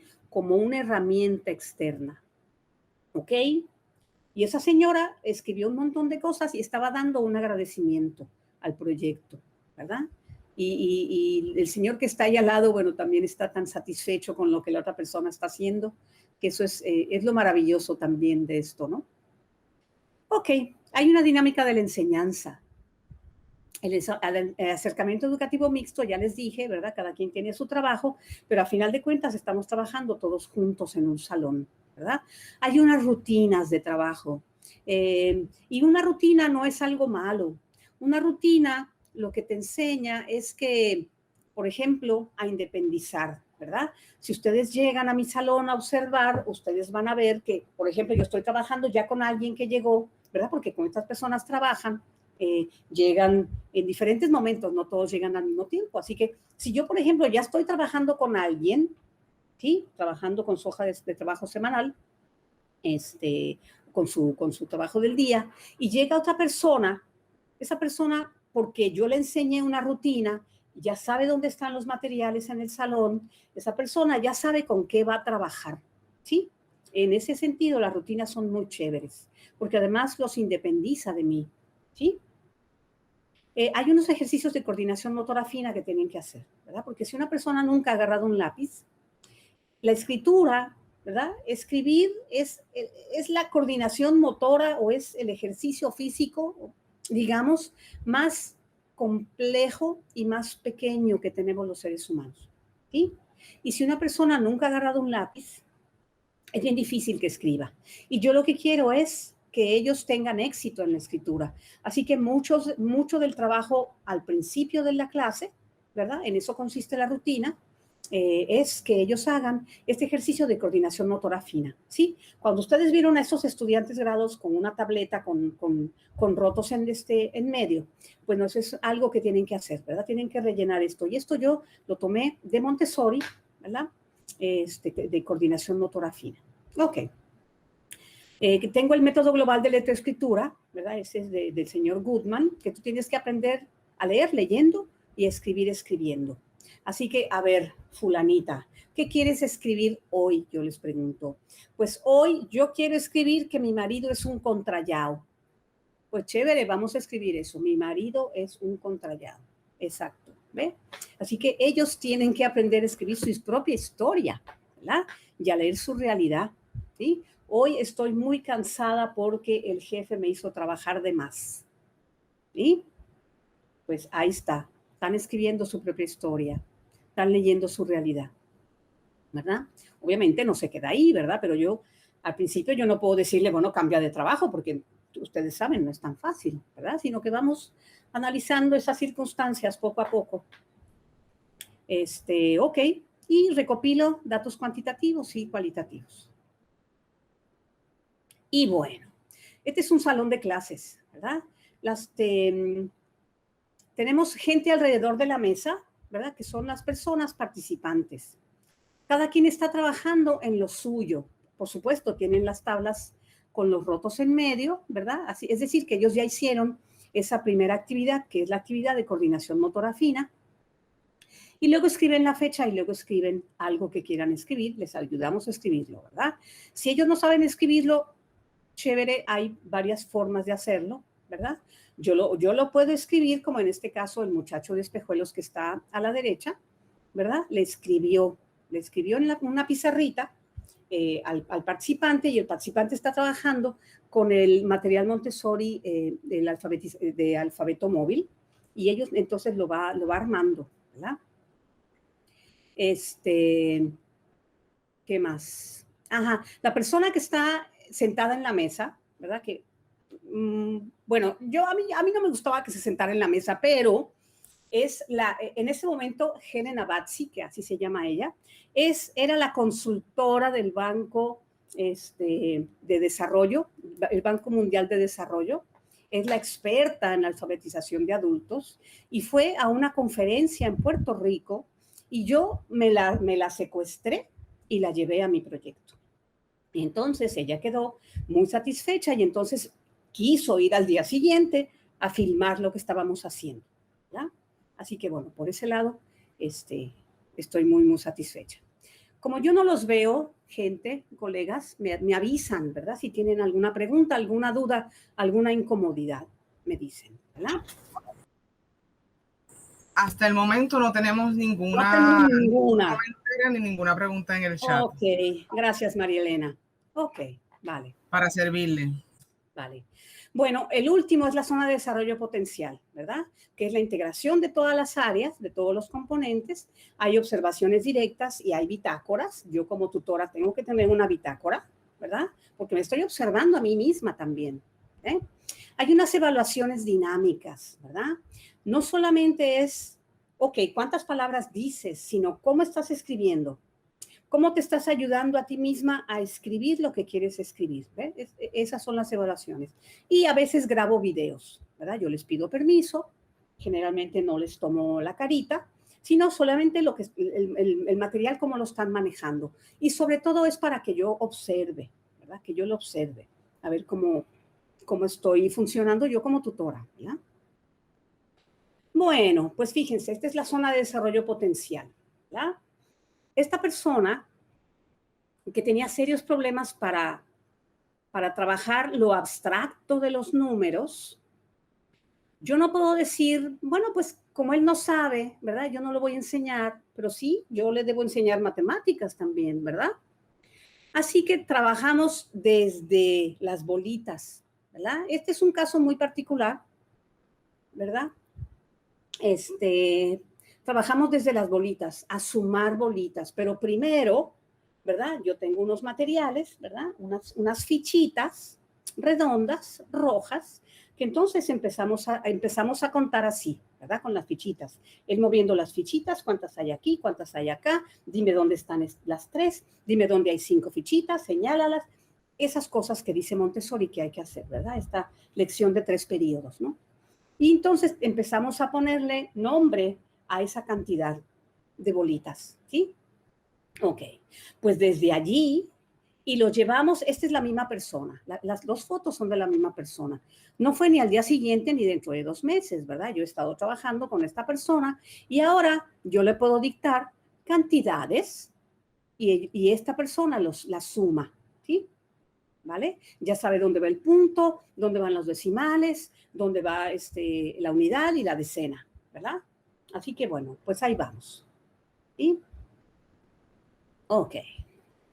Chévere. ¿Se acuerdan de la foto de Montessori con triángulos y círculos para enseñar lenguaje?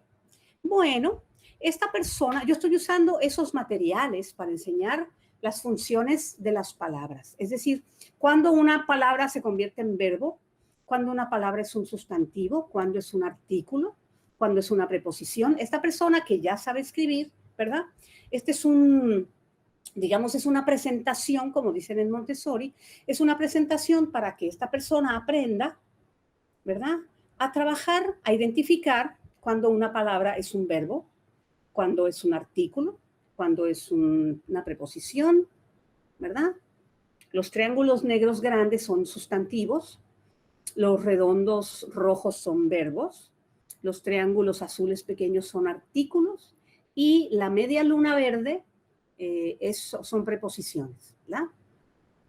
Así que esta persona, utilizando material concreto, aunque ya sepa escribir, esta lección de la función de las palabras se da con material concreto, ¿verdad?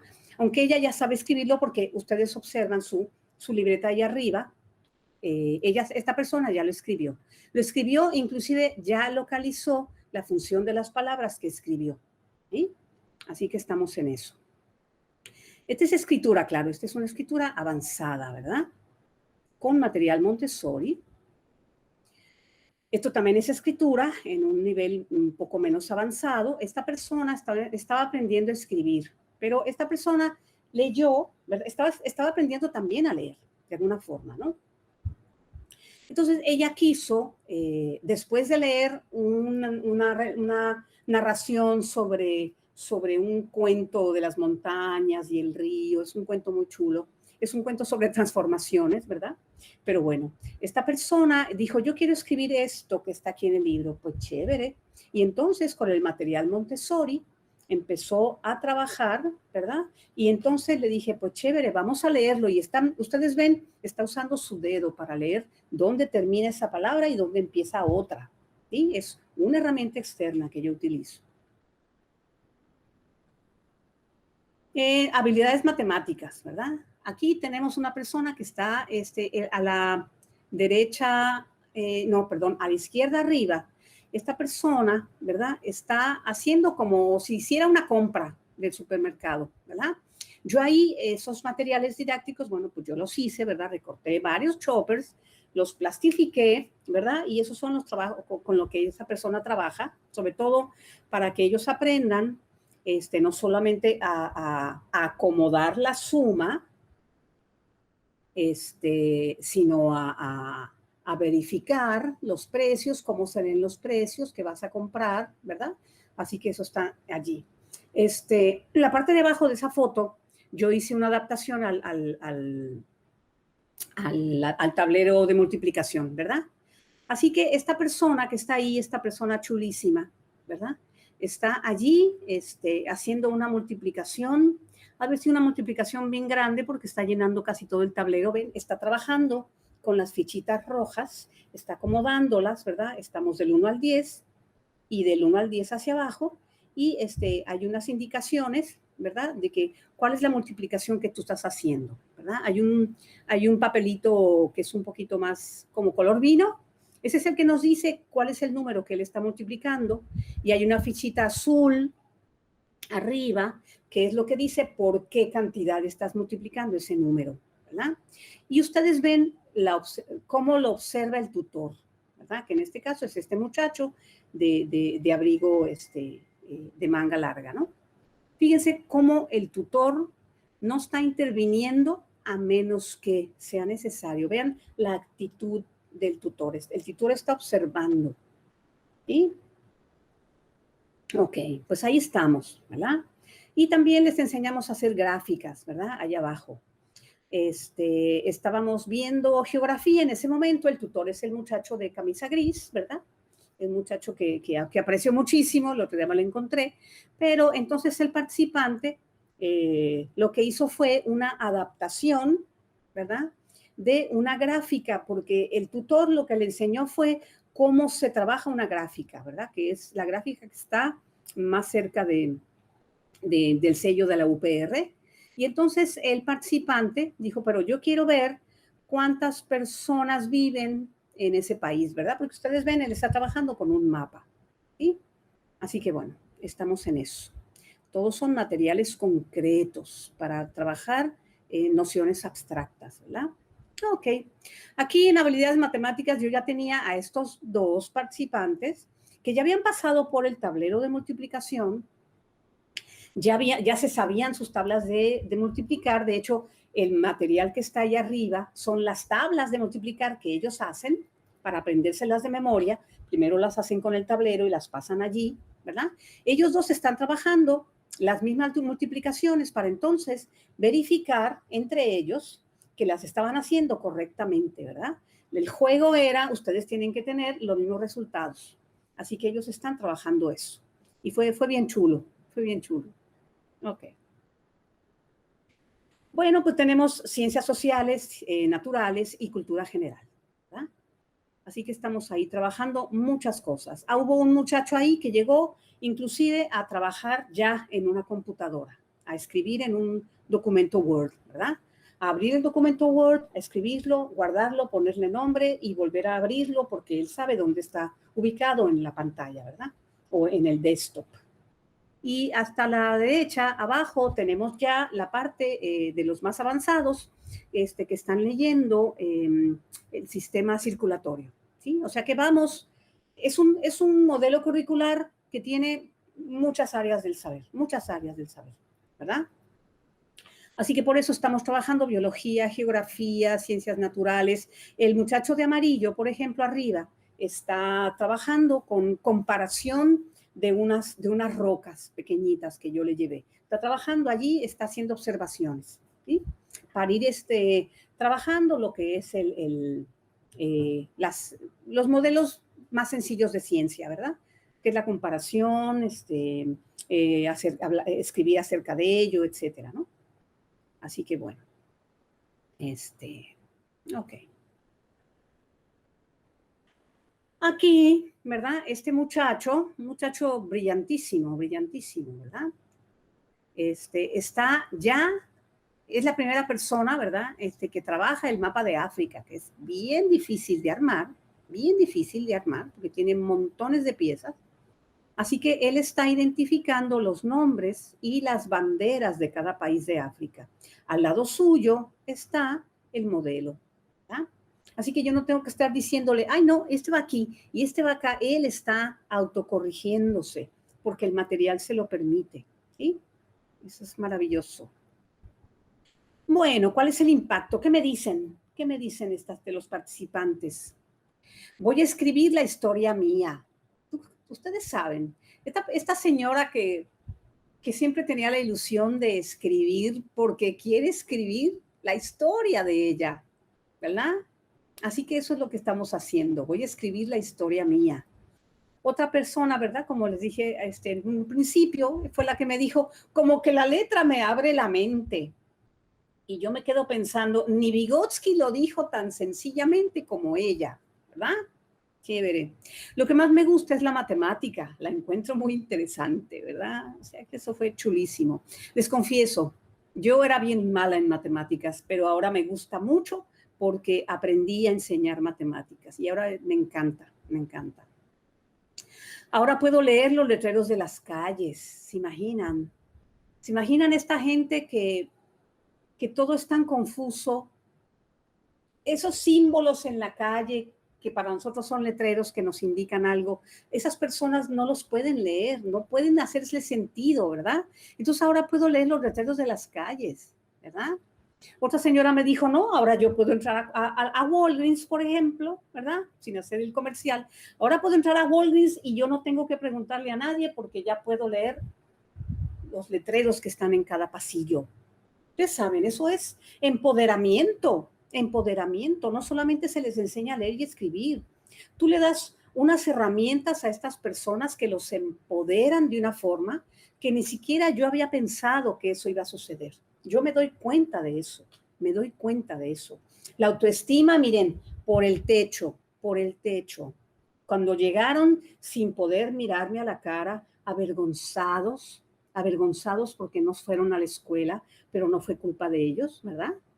Las circunstancias económicas, sociales, políticas los mantuvieron alejados de todo eso, ¿verdad? Yo estoy descubriendo algo que no tenía. O sea, tú sabes, tú le estás dando algo, le estás facilitando que él tenga algo que no tenía. Y esto es importantísimo. Esta gente que va a las clases de alfabetización, generalmente, ¿verdad? O la gran mayoría de ellos sabe de la importancia de la educación, pero no lo tenían cercano a ellos, ¿verdad?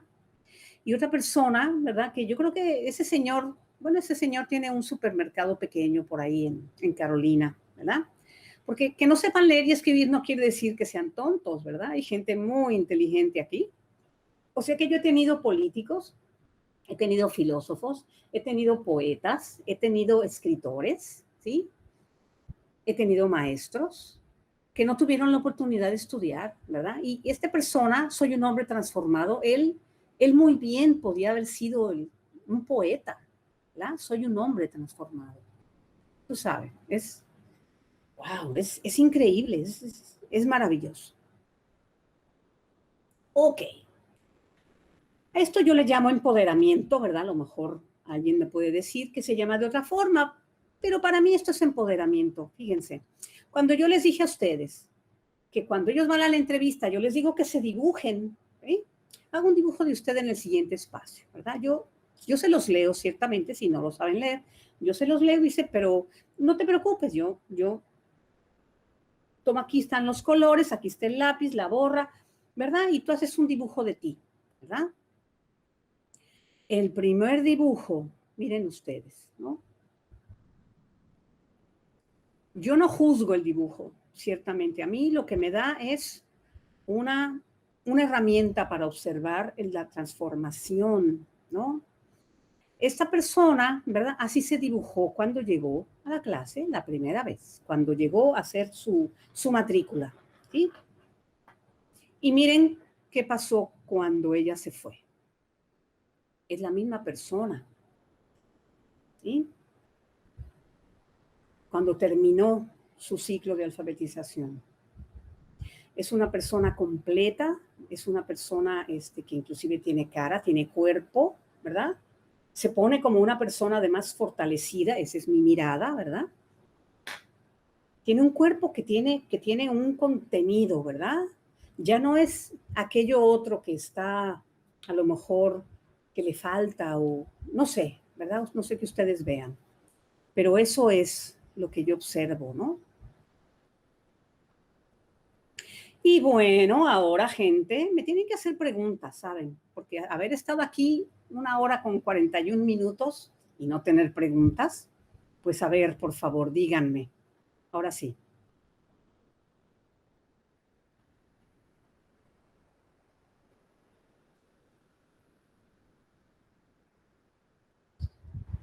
Melba, ¿qué me quieres preguntar? ¿Qué quieres decir? Esther, Ali,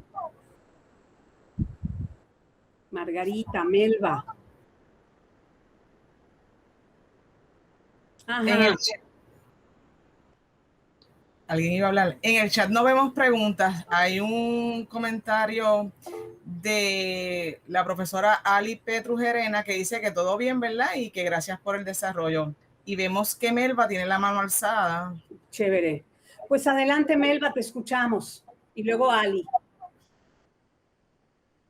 Melba, tienes el micrófono. Adelante.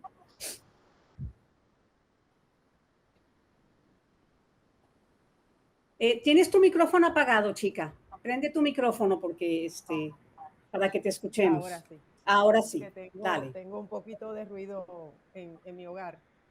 Ok. Que me disculpan. No te Buenos días a preocupes. todos. Buenos días. De verdad que sí, que me ha gustado mucho su presentación. La felicito a Gracias. usted y a usted, la doctora Vaca. Mi única preocupación en cuanto al sistema Montessori, que en ocasiones lo nombró, es que sé que es muy efectivo. He tenido personas que son maestras que así me lo han demostrado. Sin embargo, mi preocupación, y usted me aclara, es como el sistema Montessori, las personas manejan lo que tienen en su momento, que quieren manejar, y hay cierto grado de libertad y cierto grado de flexibilidad. Cuando estas personas se aspiran a ir a la universidad, que es un modelo más estructurado, que es estar sentado en un escritorio frente a un profesor que le está dando unas instrucciones claras y específicas, cómo esto puede afectar el aprendizaje que ellos habían tenido en el sistema Montessori versus el sistema, por decir, tradicional, que por lo general pues es lo que se utiliza en la universidad. Ok, eso es una muy buena pregunta y es una preocupación de mucha gente, ¿verdad? Hay una cierta libertad y hay una cierta flexibilidad, ¿verdad? Cuando las guías y los guías, ¿verdad?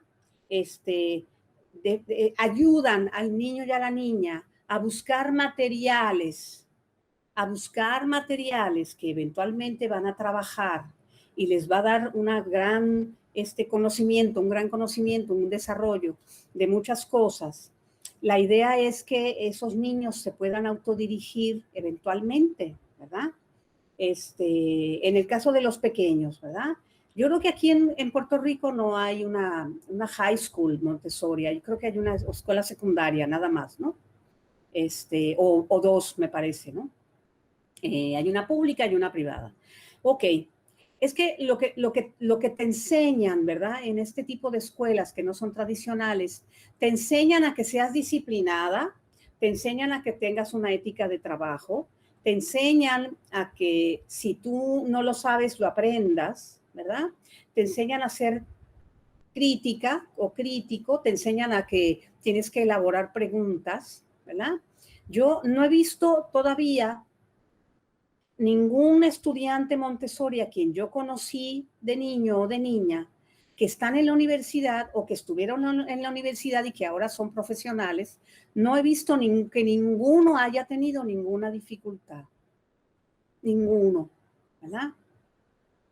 porque no, Montessori no es que hagas lo que tú quieras hacer, tú tienes que hacer lo que debes hacer, ¿sí? Por eso la guía tiene que tener una preparación filosófica también, de forma que la guía o el guía guíen, perdónenme la redundancia, guíen al niño y a la niña a los materiales que necesita aprender, ¿verdad? Cuando un niño pequeño o una niña pequeña quiere manejar un material para el cual no ha tenido una preparación todavía, el guía o la guía los dirigen al material a donde ellos necesitan estar, ¿verdad? Pero como te digo, no he visto todavía a nadie, ¿verdad? Que yo haya conocido cuando eran niños y niñas, que inclusive a 2 o 3 yo les di clases ya en la universidad.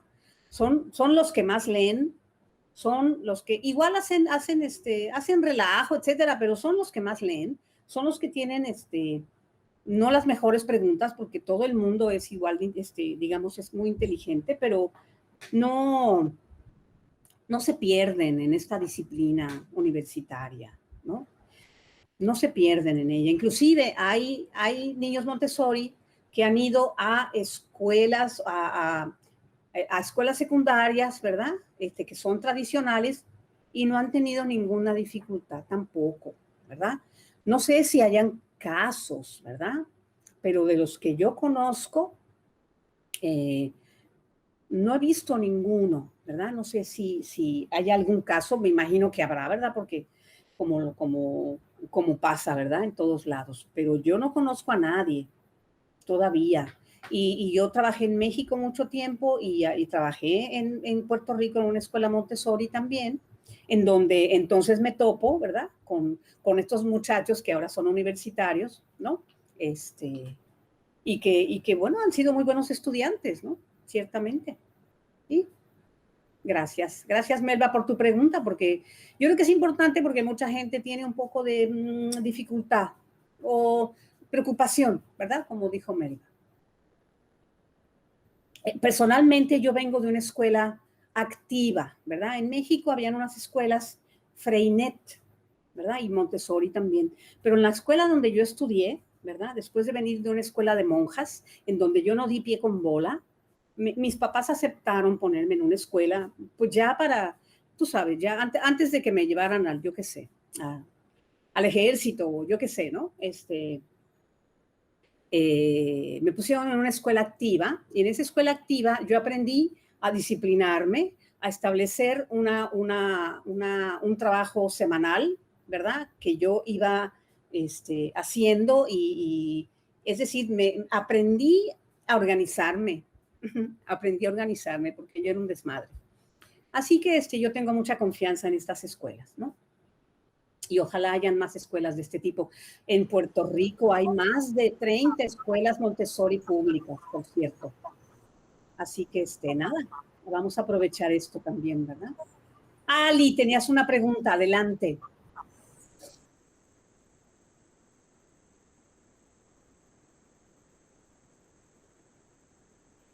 Ali tiene la mano levantada. Ajá, dinos. Saludos. Gracias, doctora Ana Luisa, y a los compañeras que están por acá.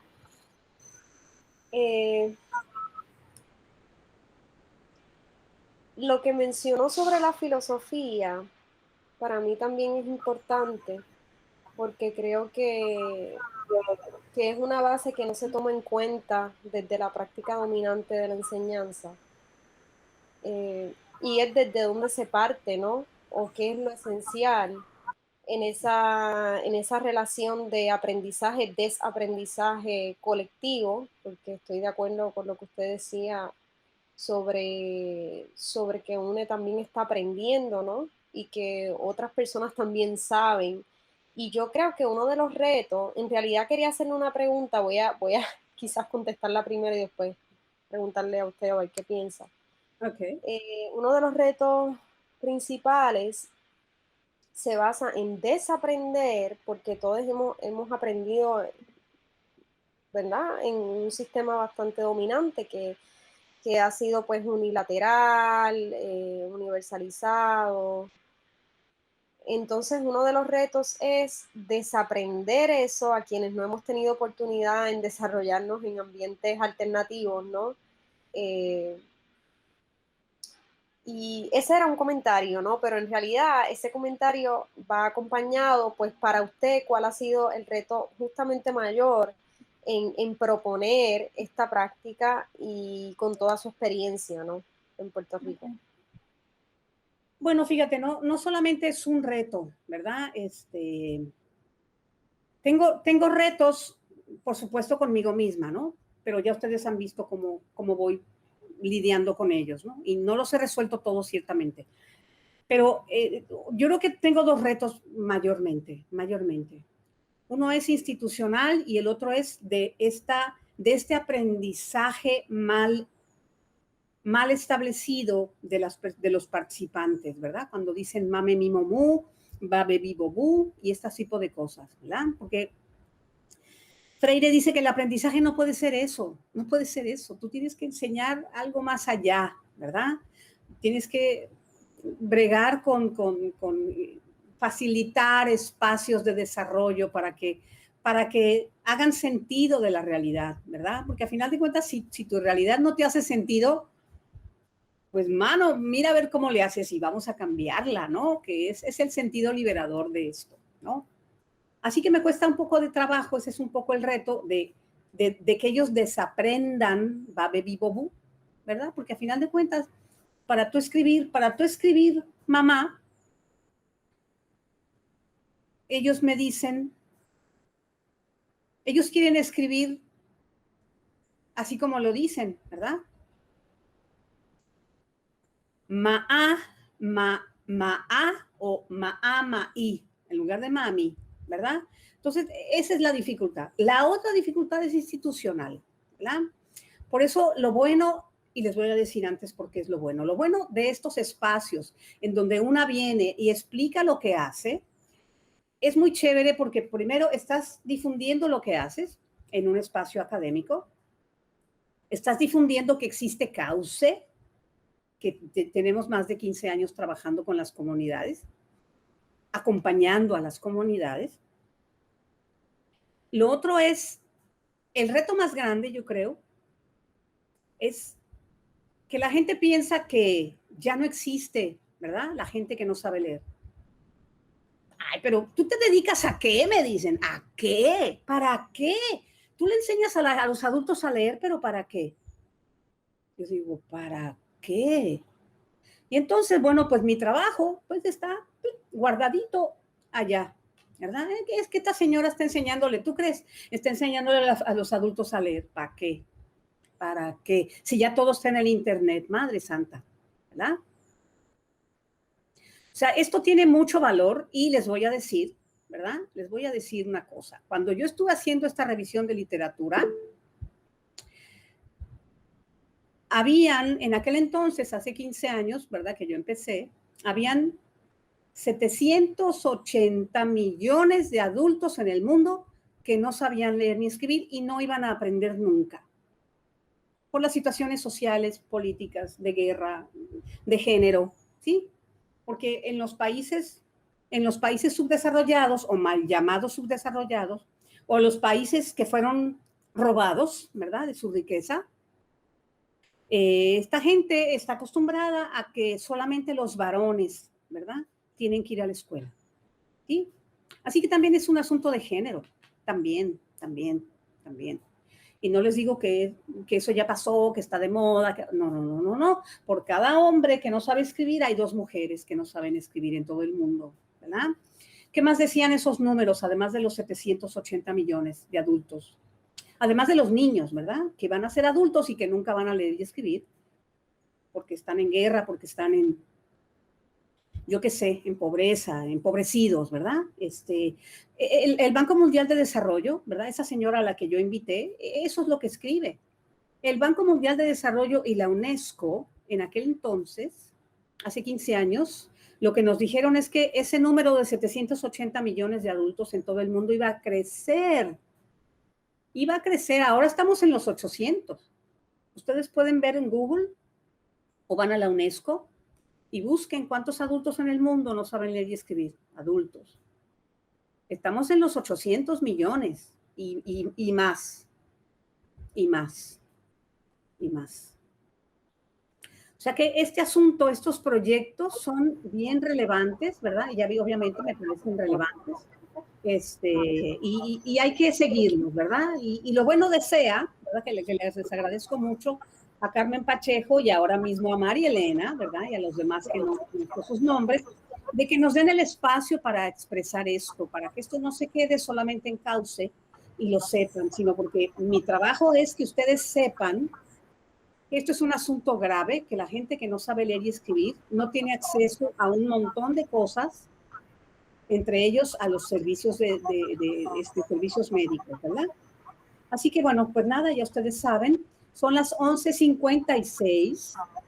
Les agradezco muchísimo, muchísimo, muchísimo que hayan estado aquí. Le quisiera leer unos comentarios que has puesto en el chat, ¿verdad? Okay. Melba dice que aclaró su duda y su pregunta. La profesora Sharon Rivera dice excelente labor. La profesora Carmen Figueroa dice excelente presentación, tema extraordinariamente pertinente. Vale. El doctor Ricardo Cintrón nos dice que fue un taller que me hizo reflexionar mucho. En lo personal, quisiera decirle que me ha impactado muy positivamente su labor. Me siento muy orgullosa que se estén dando estas iniciativas desde la universidad y me da muchísimo gusto ver cuánto usted se lo disfruta. Se le nota que disfruta lo que está haciendo mucho y necesitamos educadores así que disfruten lo que están haciendo, y esa labor de empoderar a los demás me parece extraordinaria. Así que la felicito, ¿verdad?, por su labor, y gracias por estar aquí con nosotros. Pues de este modo le agradecemos a la doctora Ana Luisa Vaca por compartir tan valiosa y pertinente información y contagiarnos de su entusiasmo. Les recordamos que una vez finalice este webinar recibirán un correo electrónico para que completen la evaluación y también las instrucciones para obtener el certificado de participación de este webinar. De igual modo, les recordamos que este webinar estará en nuestro canal de YouTube. A todos ustedes les agradecemos su participación y les exhortamos a estar al pendiente de nuestras próximas actividades. Que pasen todos un excelente día. Gracias, muchas gracias por acompañarme. Gracias. Buen día. Que sean felices todos. Gracias, buenas tardes. Buenas tardes.